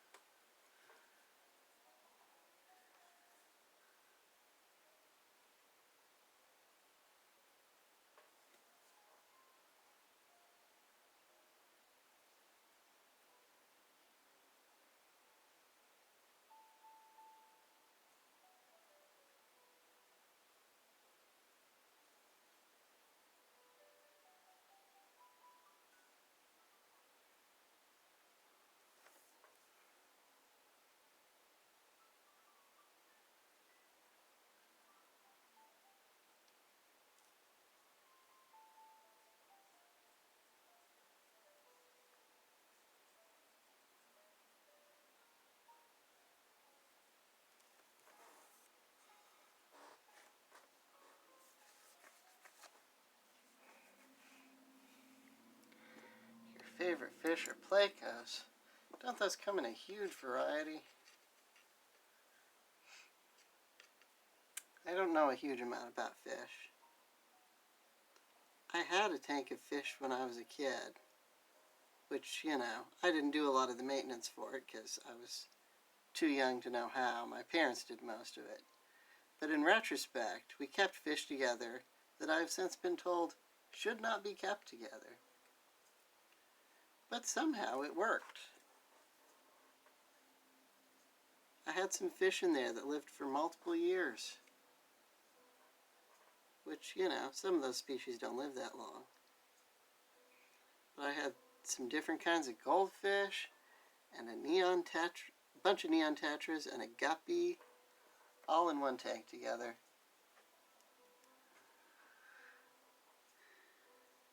Oh, my wife is referring to the fish in a business suit picture that I have by my desk here.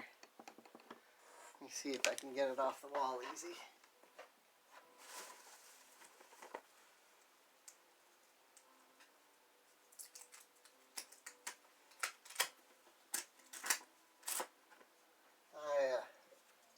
probably have to replace the tape on it, but this is Greg Davidson Public Relations, apparently. I have no idea what species of fish he is, but that was a quick ink sketch, and I don't know, I liked it. I just kind of looked for the dumpiest, goofiest looking fish that I could find.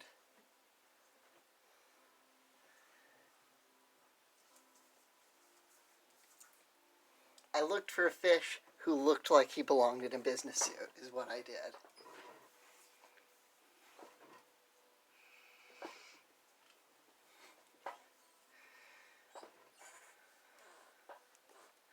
Resident spiders can count as pets. Totally.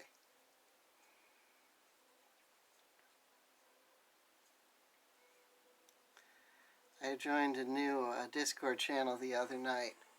And of course, as so many of them do, all the good ones, it had a side channel for pets. There were a lot of photos of cats and photos of dogs, and then somebody posted a photo of their praying mantis. And I was just like, that is so cool. I don't know how long a pet praying mantis lives, but I just thought it was neat that that was their pet, and they were like, yeah, let me put that up there with those cats and dogs.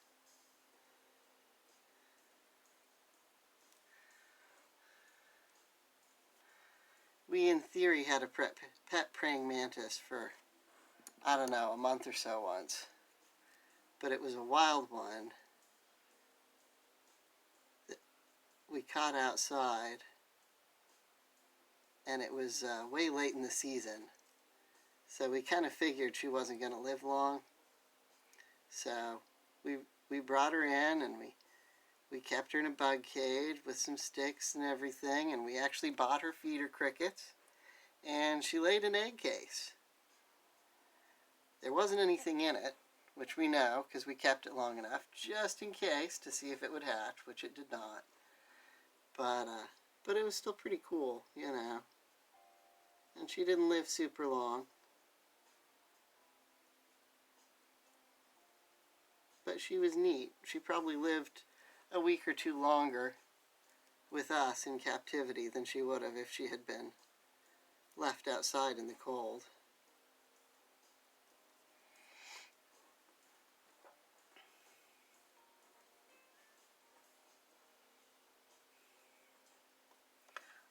I have heard daddy longlegs are not technically spiders.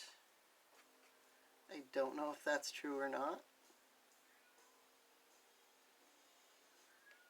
Oh, Froggy is wailing in the living room because she has woken up, I guess, and she cannot see her mommy in her immediate line of sight, and she has no object permanence.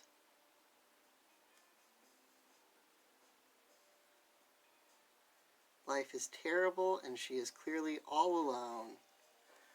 We have abandoned her.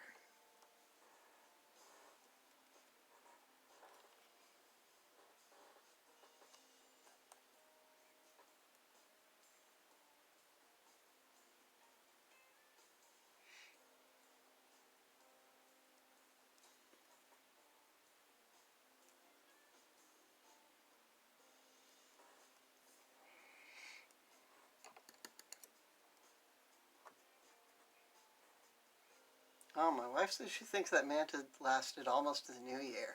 I can't remember anymore. She could have. That's real impressive, though. And I'm glad that you're going to see your kitty next week, the Fun Skeksis. I assume your kitty is living with your parents.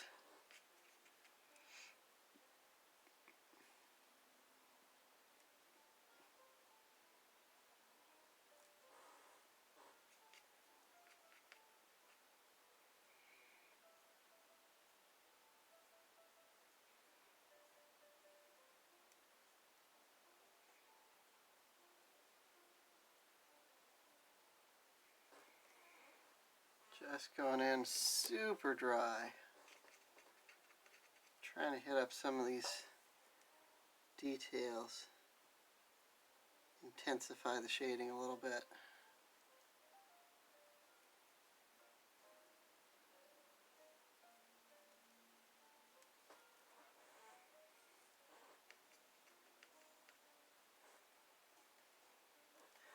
finally got a job. I'm happy for you.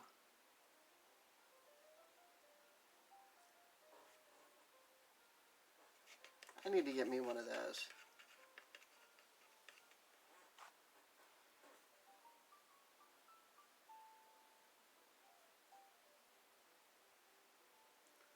The local library made it sound like they were going to call me in for an interview, and then they never called me.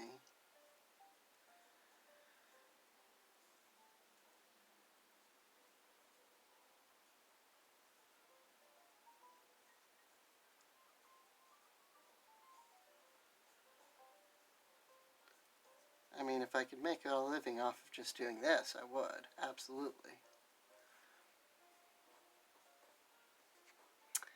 Yeah, it's not malice on the part of the library. I know kind of how it works because my dad worked for the library for basically all of my life. And it is state government, and state government moves exceedingly slow and is beholden to budget cuts and all kinds of bureaucracy. So, you know,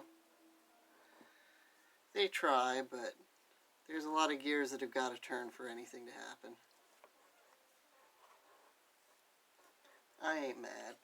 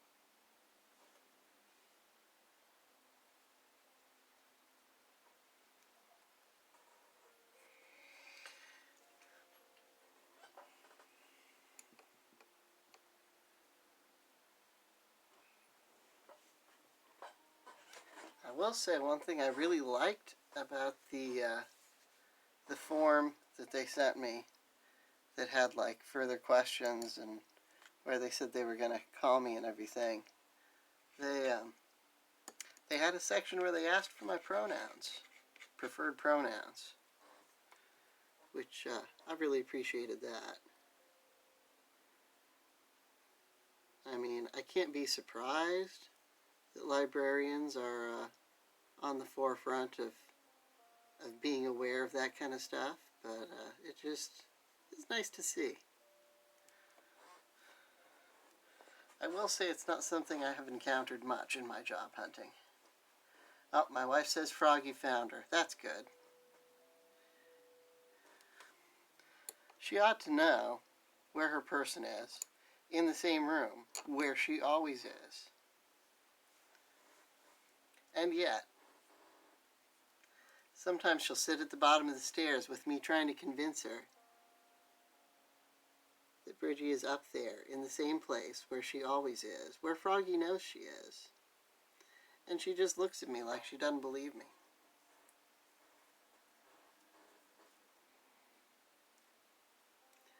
I love you, honey. I'm not saying your cat's stupid. Issues with folks trying to ban books.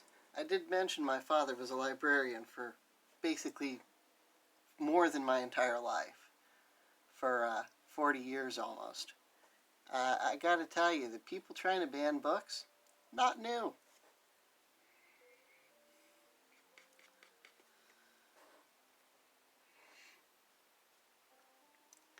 My father said the book that they had the most problems with was the Anarchist Cookbook. Because kids would check it out. I say kids, I mean teenagers. They would check it out, which, you know, the library will check books out to anyone who has a library card. That's how libraries work. Knowledge should be free. However, A, these kids would not return the anarchist cookbook, so it would become a stolen book. And B, the parents would then find the book, and they would come to the library and be incensed that the library had the audacity to check this book out to their children. To which the library has to say, if you don't want your kid reading a certain book, then you should be there with them monitoring what they check out. If your kid is old enough that they don't need to be monitored and they can check out stuff on their own, then you should let them check out what they're going to check out. A lot of parents didn't like those answers. Somebody stole a book and shoved the cover into an SAT study book. Yeah.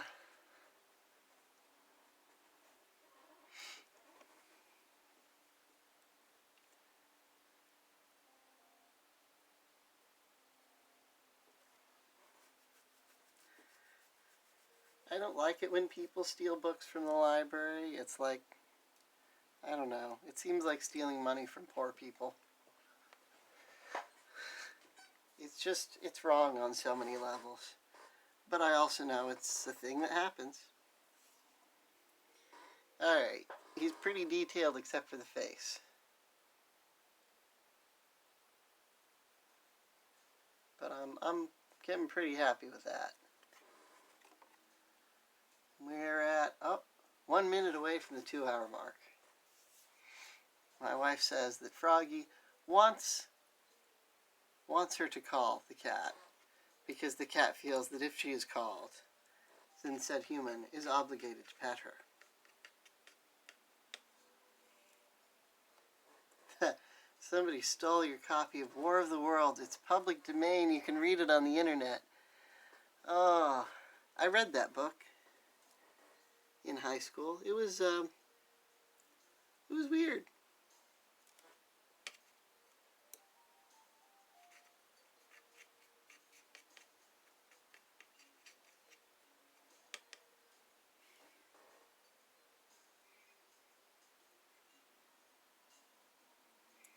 People gonna people. And not all people are good people.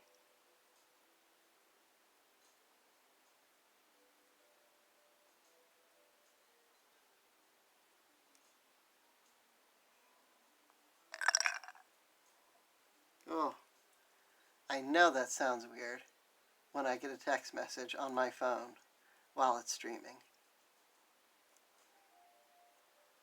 You're writing a novel based around War of the Worlds. Writing a novel based on something that's public domain is always a good idea.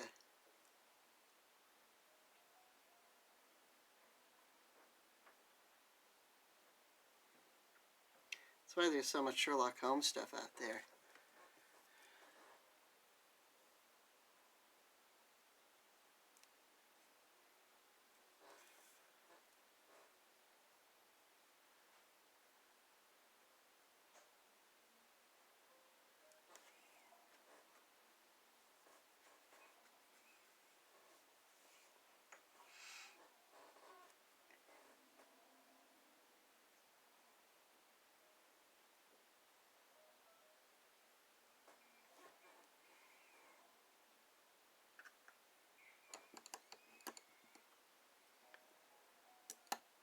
I'm not going to read all that, but I'm going to say Victoriana is just a neat word.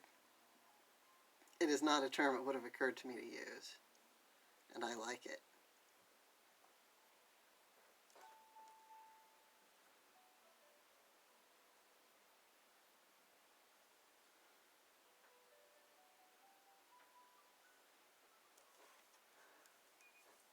So what I'm doing is I'm laying hard lines down first.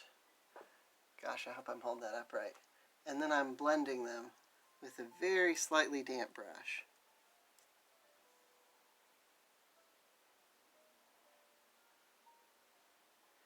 And part of the reason I'm doing this is I frequently want one side of that line to stay hard, but I want, so I've got a nice sharp line on one side, but then I want it to kind of shade out on the other side.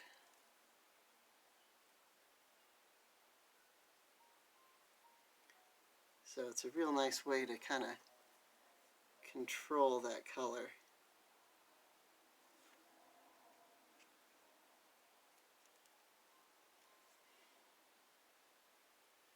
Thank you. I'm glad you like his expression.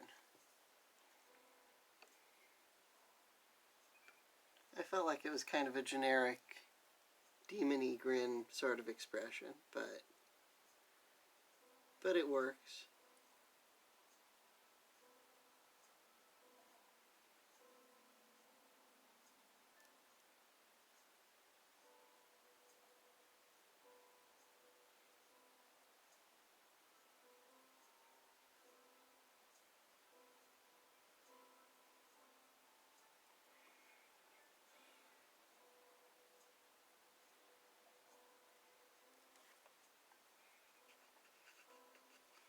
Yeah, my blackish brown over here is super dry now, so I can just get a little bit of dampness on the brush and get some real thick color to do my detail lines with, which is exactly what I want.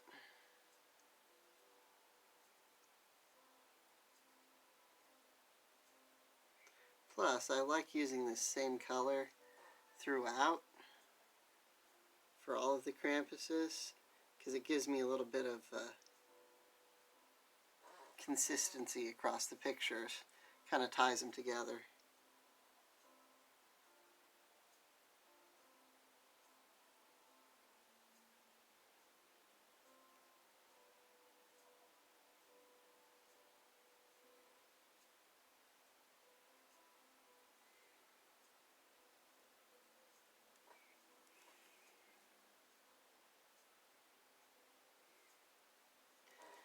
Krampus is fun. One of the reasons I'm doing this year is we've been selling our artwork and stuff and have sold in past years at the farmer's market, which is cool. It's fine. You get a wide variety of people there, and we have, our unique brand of geeky art and interests. And you get a lot of people that come by and they're like, oh, that's neat. But they don't know what it is. My wife made a bunch of Cthulhu dolls. And you get a lot of people to market that, oh, it's a thing with tentacles. Well, that's cute. But recently we started vending at Safe Space Market, which is, it's specifically LGBTQIA people. But there's a lot of overlap with the geeky, nerdy community. And right from the first time we vended there, we had people coming up going, oh, it's Cthulhu. They knew off the bat. They were familiar. So at the traditional farmer's market, I could probably sell Krampus art, and I probably will sell Krampus art, and people will go, oh, that's interesting, that's very novel, and every now and again I might get somebody who knows what it is. But at the Safe Space Market, I'm going to get people who go, oh, Krampus, I love Krampus. And that's not something that I would normally get at the farmer's market. So I think we have found an appropriate audience for some of this slightly more offbeat stuff. So I know that I can do Krampus and make Christmas cards off him, and there will be people there who will be into it. This is an opportunity I have not had before, and it is an opportunity I am sure as hell going to take advantage of.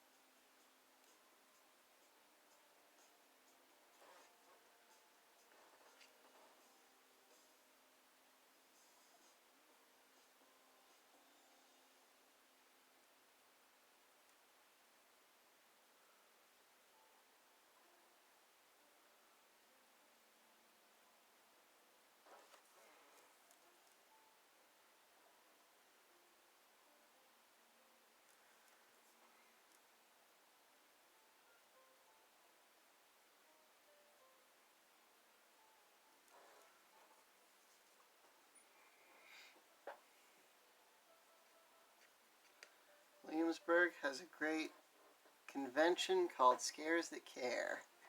The money goes to charity to help people with terminal illness. I feel like I've heard of that before. I do follow a lot of people who are into the haunted house industry. Yes, it is an industry. And I feel like I might have heard about it from somebody involved in that.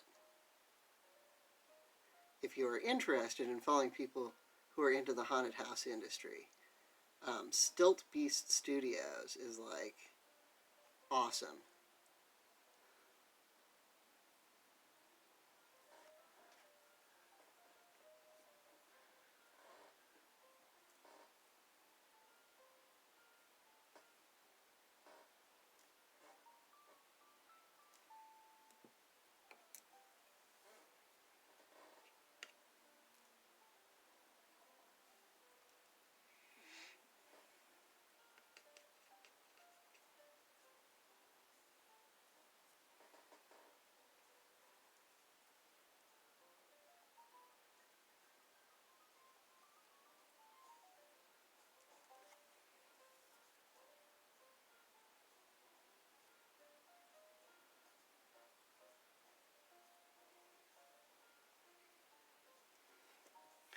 Up close at the right angle, this brush has actually got a little bit of a curve to the bristles at the end, which can be really useful for the line work sometimes.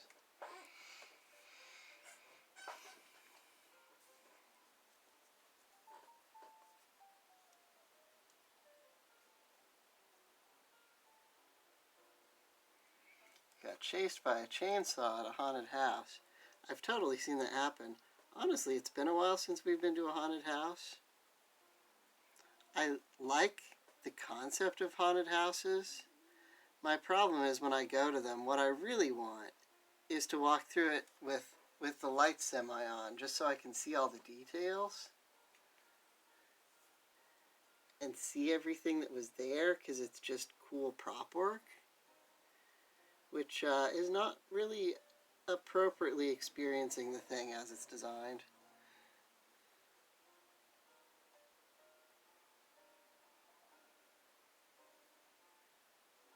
I just like set work is basically what that comes down to.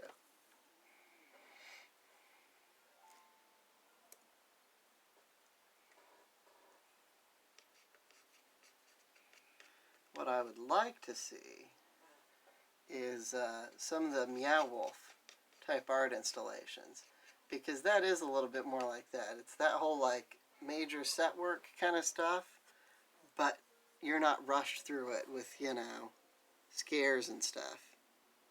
You can take your time and really admire the artwork, the artistry of what they've put together.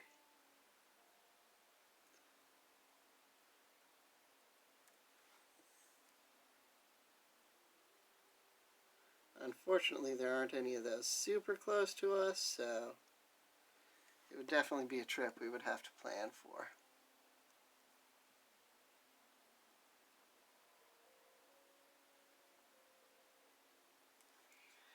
My wife says she is okay with monsters but can't see well in the dark and has mild claustrophobia. Oh yeah, the parts in haunted houses where you go through where I can't remember what they're called, but you've got kind of like the inflatable tubes that you've got to walk through. Yeah, I'm not fond of those. I don't have much in the way of claustrophobia, but those get me. They're not fun.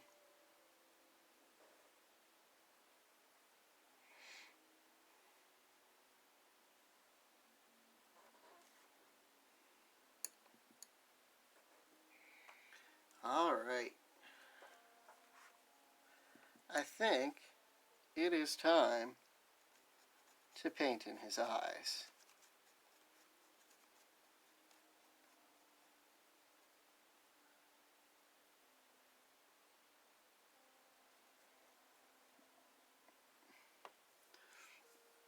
The Selfie Museum at Virginia Beach was cool. Yeah, that was,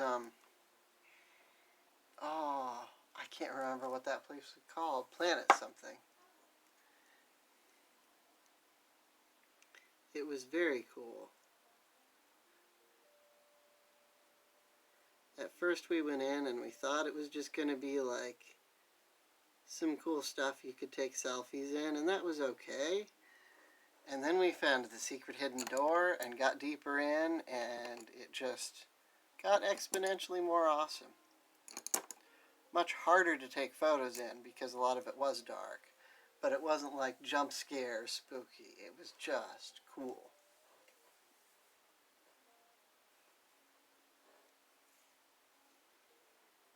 I'd like to see a Madame Tussauds. They have a Madame Tussauds at in Victoria, in Vancouver Island.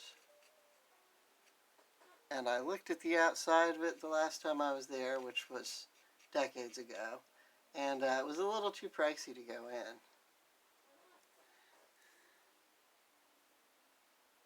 So I had a chance to go in one and didn't.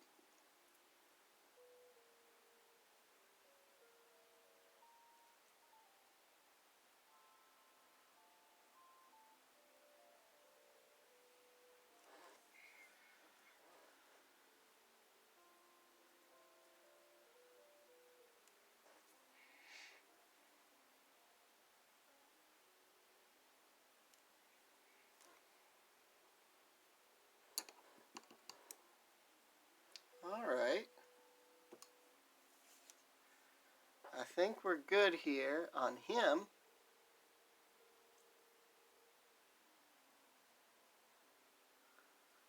Only thing left to do is the metallic details, like his buttons and the bell and chain coming out of his pocket. And then I need to start working on the border in the background. This one has actually gone faster than either of the other two, because I was not at this point at the 2-hour mark with the other two.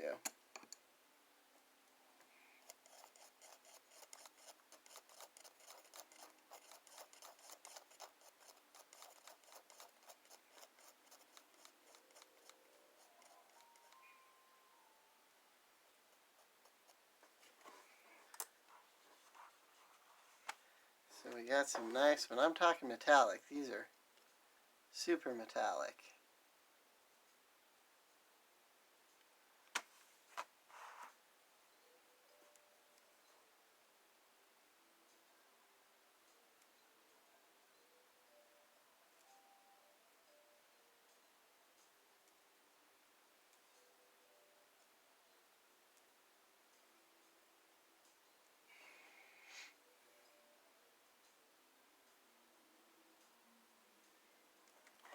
Feel like it should be a gold bell.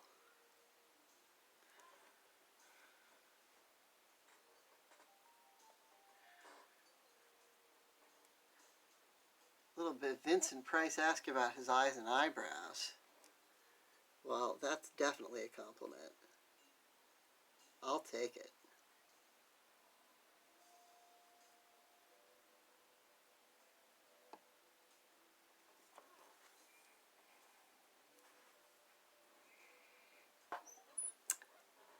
Alright, so that was the metallic, which means now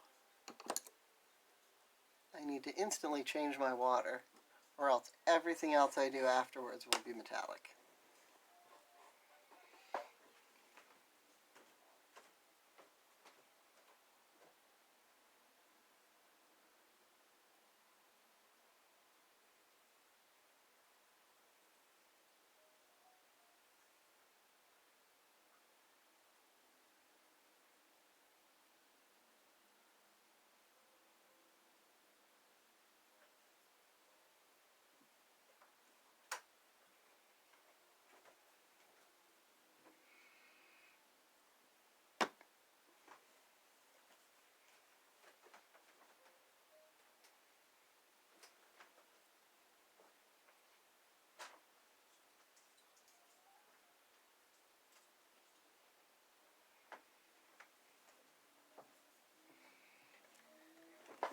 Vincent Price is the best.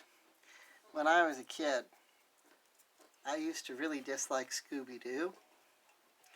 I disliked it because it always turned out that the monsters were fake. And that's no fun.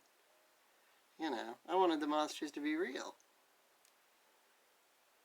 And then they came out with the Scooby-Doo shows, cartoons that had Vincent Price in them. And I'm unclear if he was playing a character or if he was just playing himself. But Vincent Price was in the Scooby-Doo cartoons, and all the ones that he was in, the monsters were real. So those ones I liked. Still didn't like the regular ones.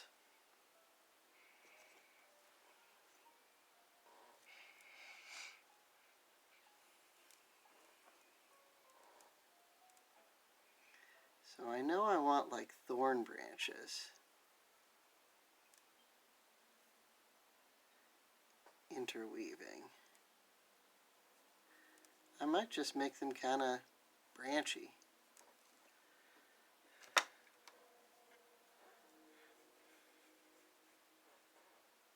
That's a technical term, branchy. I'm going to go ahead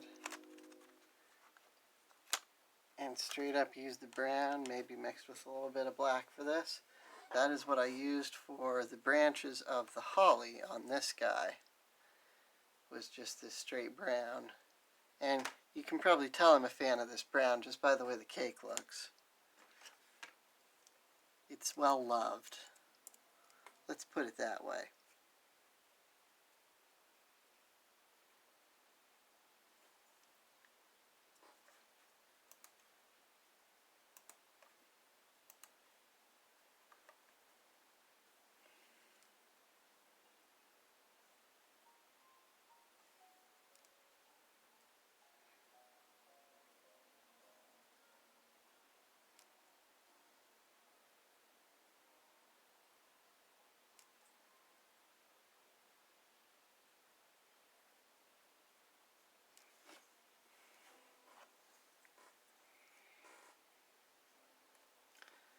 Zombie Island. I have not seen that particular Scooby-Doo cartoon.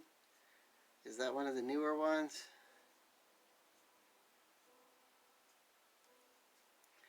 I think that most of the Scooby-Doo cartoons that I was watching when I was a kid were already reruns then. Because they definitely had more of a 70s era vibe to them, and that was in the 80s.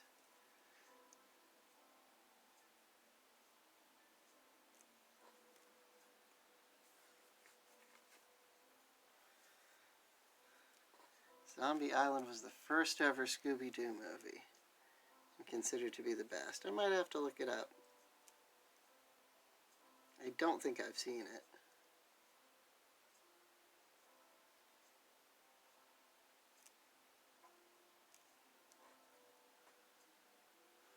It's the one with the cat monsters. Well, that's counterintuitive. I would have thought it would be the one with the zombies.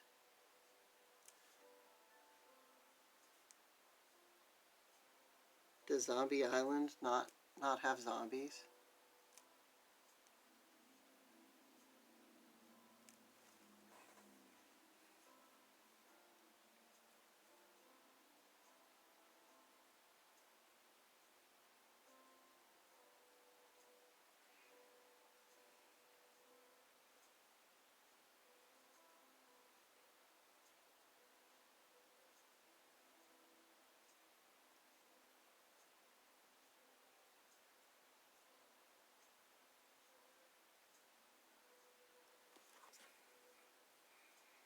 Alright, I'm okay with that. It's not as detailed as the borders for the other two, but I felt like that might be okay because he's more detailed.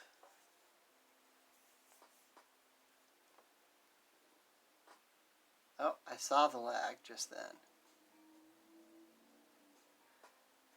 I was going to say that I feel like this thorny border, branch border, is less detailed than the other two borders and less colorful, but I think that's okay because he's more colorful than the other two are.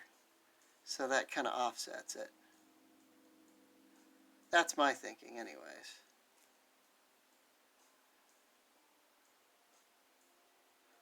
Also, there's a limit to how much work I want to make for myself.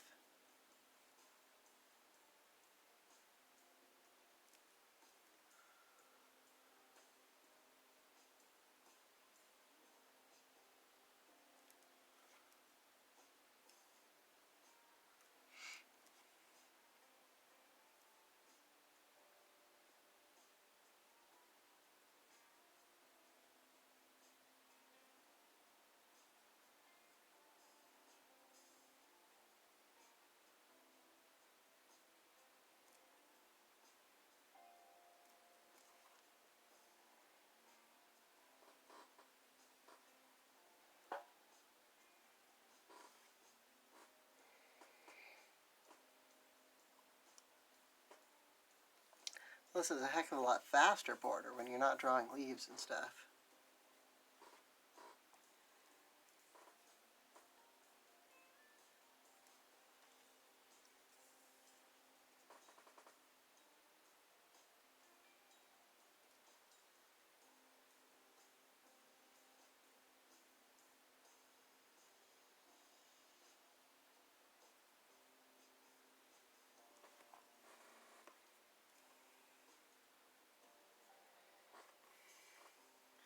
What am I doing with the Wilderness Krampus background? I'm not sure.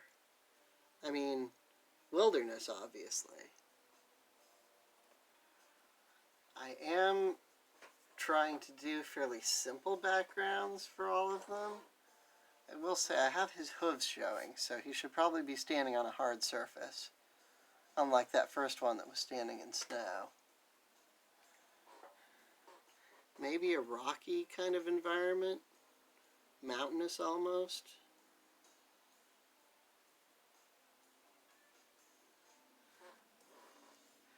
Because I'm doing these, the wrong way, the background tends to be the last thing I draw. Part of that is because I don't want it to run into the border.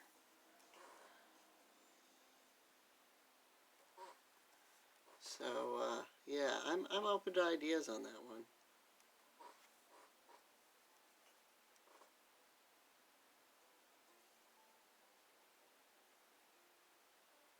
He is going to be a very dark figure. I will probably go ahead and use that same dark brown, grayish brown that I've been using for the rest of them. Except because he's mostly naked, that'll show pretty well. I had considered presenting him kind of at night. So that, well, I don't know. That might make for too dark of a background. If he's going to be a dark figure, I can't have him on a dark background because he's just going to vanish.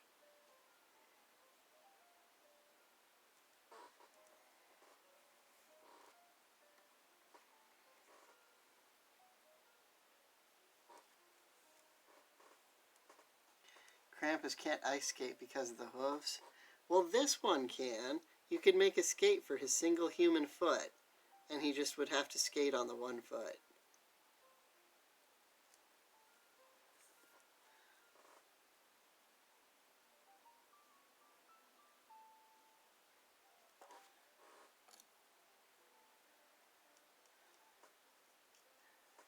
People think he's stunting because he's skating along on one foot, but it's really just because it's the only foot he can put an ice skate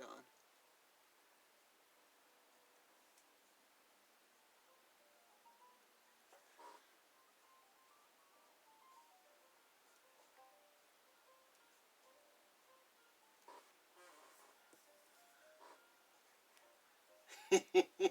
You believe in that Krampus can do whatever he wants because you believe in him. Krampus would like you to believe in him.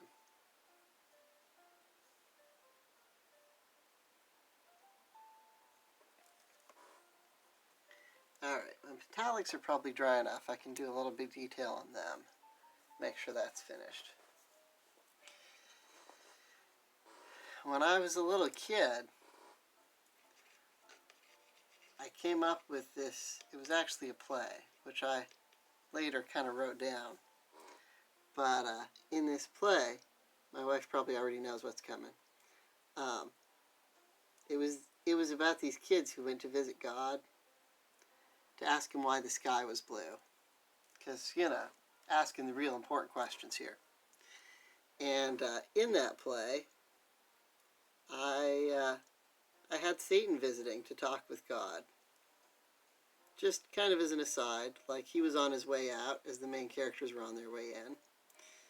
But my thinking was that because Satan or the devil or whatever is supposed to scare people into doing good, that he must be like in the employ of God. I was not raised in a Christian household. I did not know the actual text that goes with him. So I was winging it. This is my concept. And I feel like Krampus very much does fall into that category where, like, he's kind of a good guy because he's there to scare the kids into behaving. So, you know, for all that he's spooky and all, his intentions are good, right?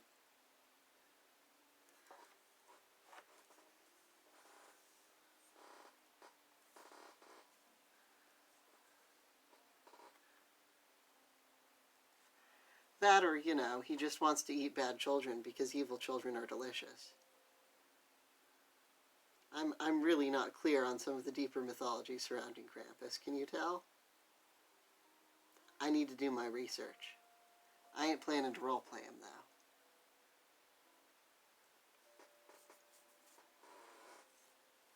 though. There we go.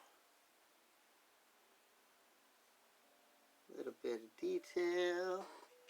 A little darker around the cravat here.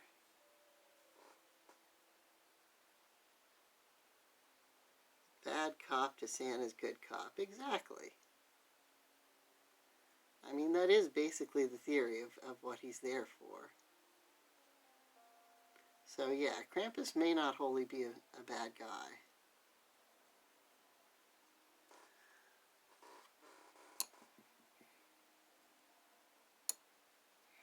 Now the flirting with the ladies thing, that's a little skeevy. There we go. See, I can lay details in over the metallics.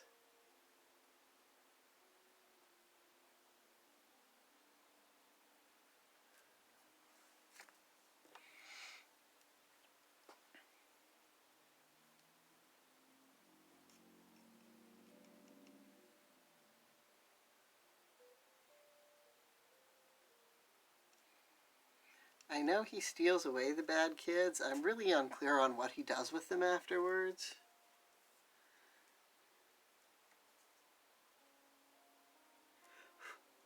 I mean, it might sort of be one of those things where, like, any threat beyond that is just implied. It's like he's going to steal you away and put you in his basket. And then, you know, maybe the parents don't even have to go any further than that. If that's enough to scare the kid into behaving, you don't need to say what it is he's going to do with you from there on out.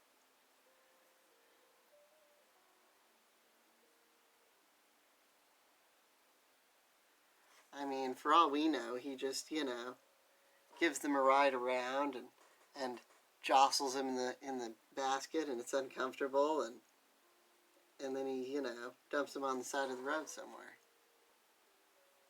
I guess that's Pukas.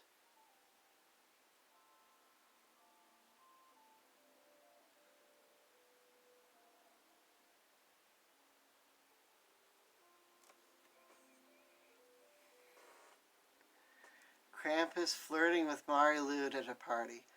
Oh, man. Don't give me more picture ideas.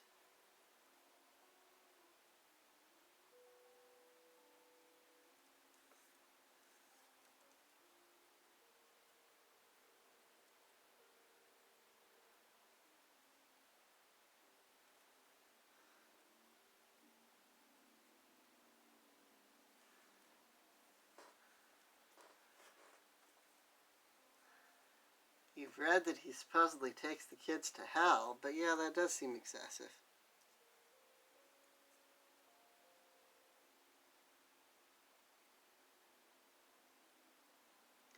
I mean, they're just kids. They got time to mend their ways.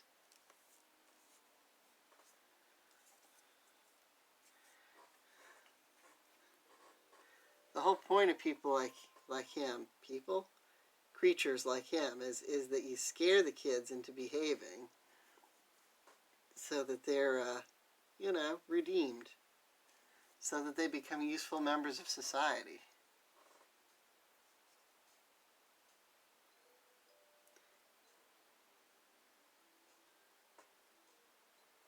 If you just remove them from the equation altogether, then it defeats the purpose.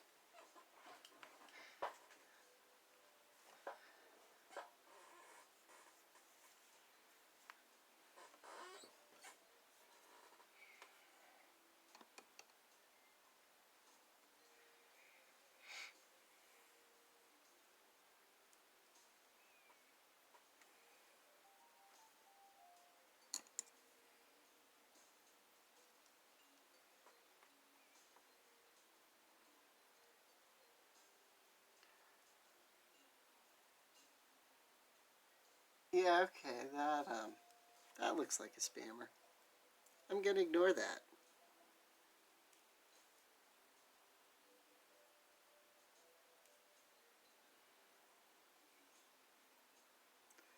I don't want to become famous particularly.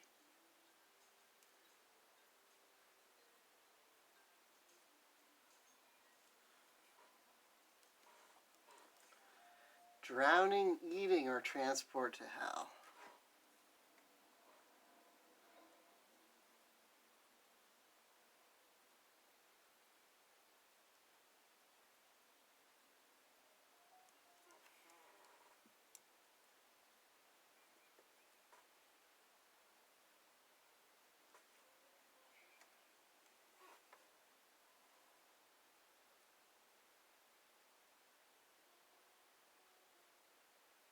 But did Krampus write the wiki article on himself?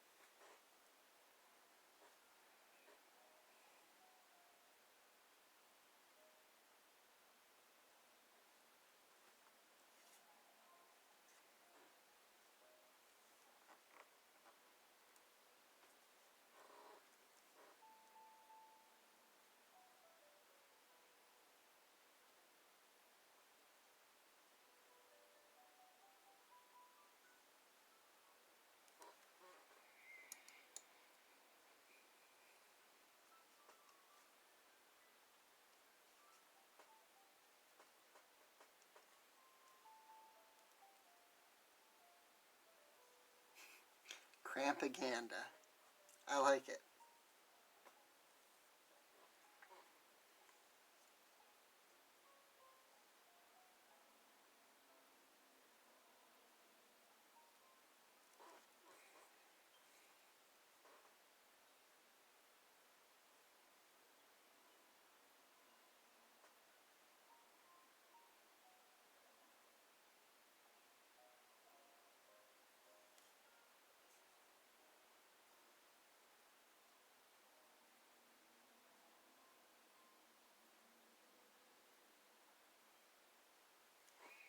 These are some seriously fantasy branches here.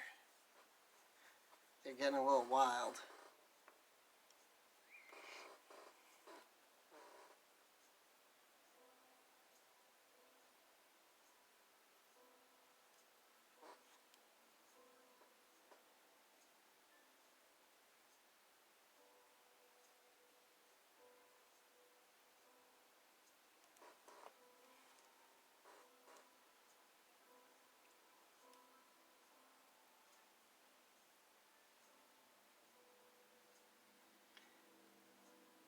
You know, if nothing else, streaming has made me hyper aware of the weird wrist position I go into when holding the paper down.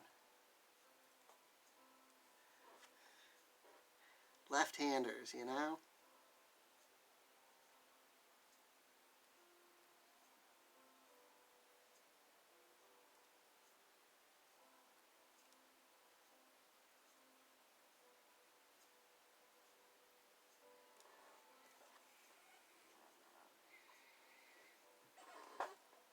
Oh, stretch break.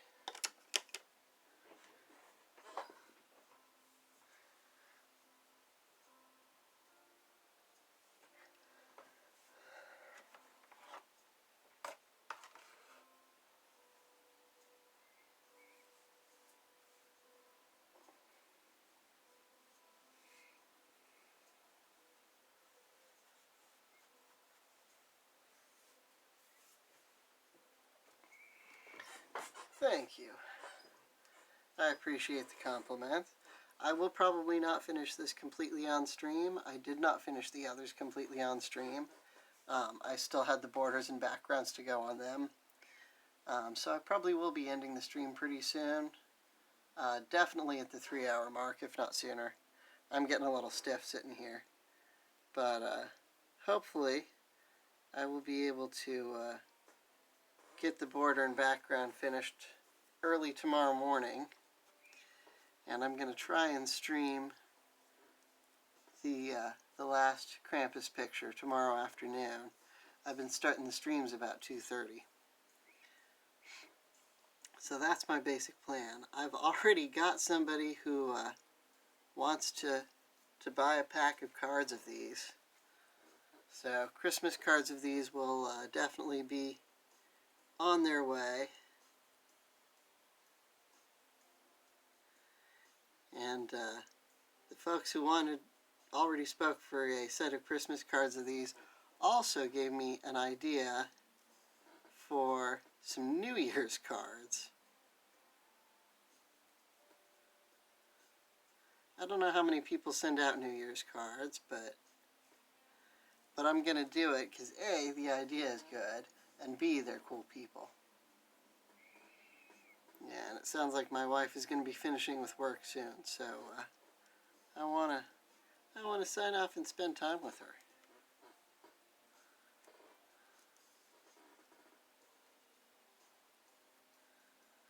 But I'm going to go a few more minutes and see if I can finish getting the framework for this border down.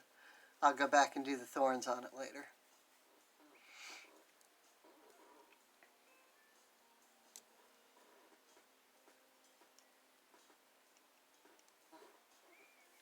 But I appreciate everybody who came by to watch.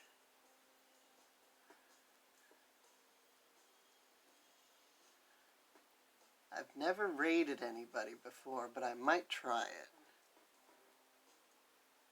If I can figure out how to make it work.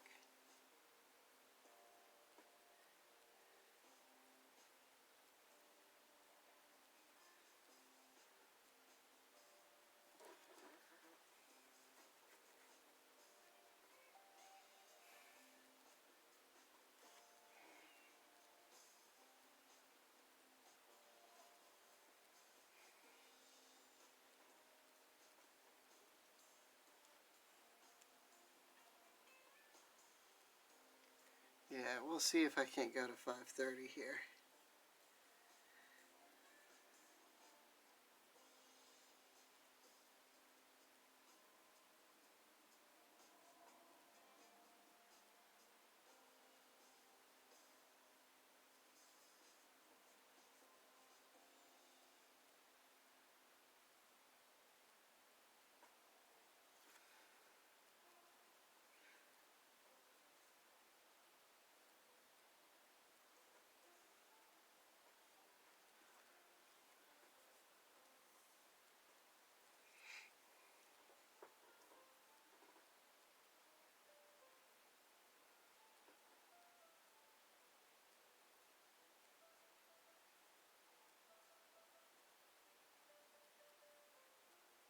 Wife signing off for the evening.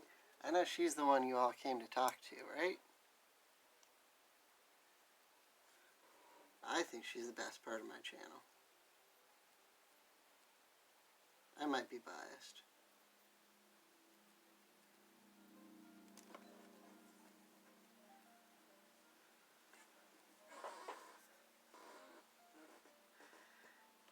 Thank you for coming for the art.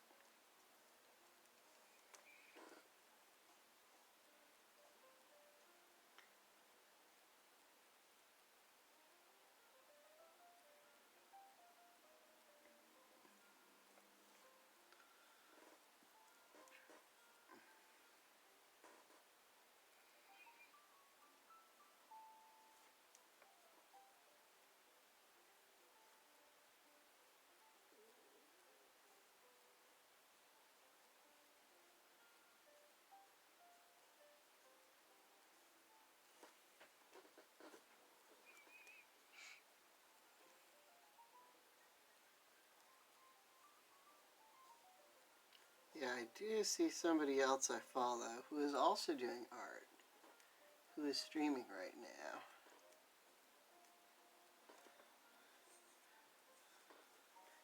Even if there's nobody still watching, I might try it.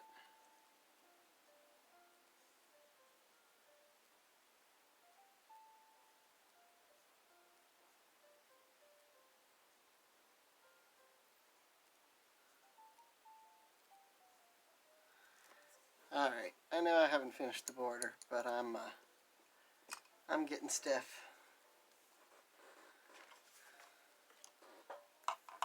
Let me just put all three of these up while I sit here and play with buttons.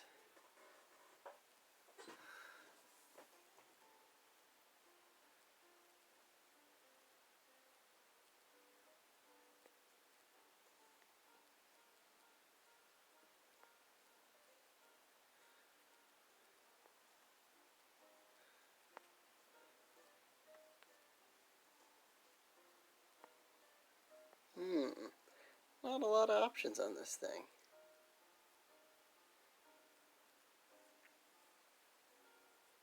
Oh, that wasn't what I meant to do.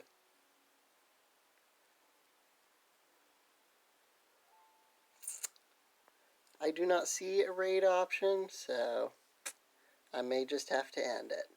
But thank you very much.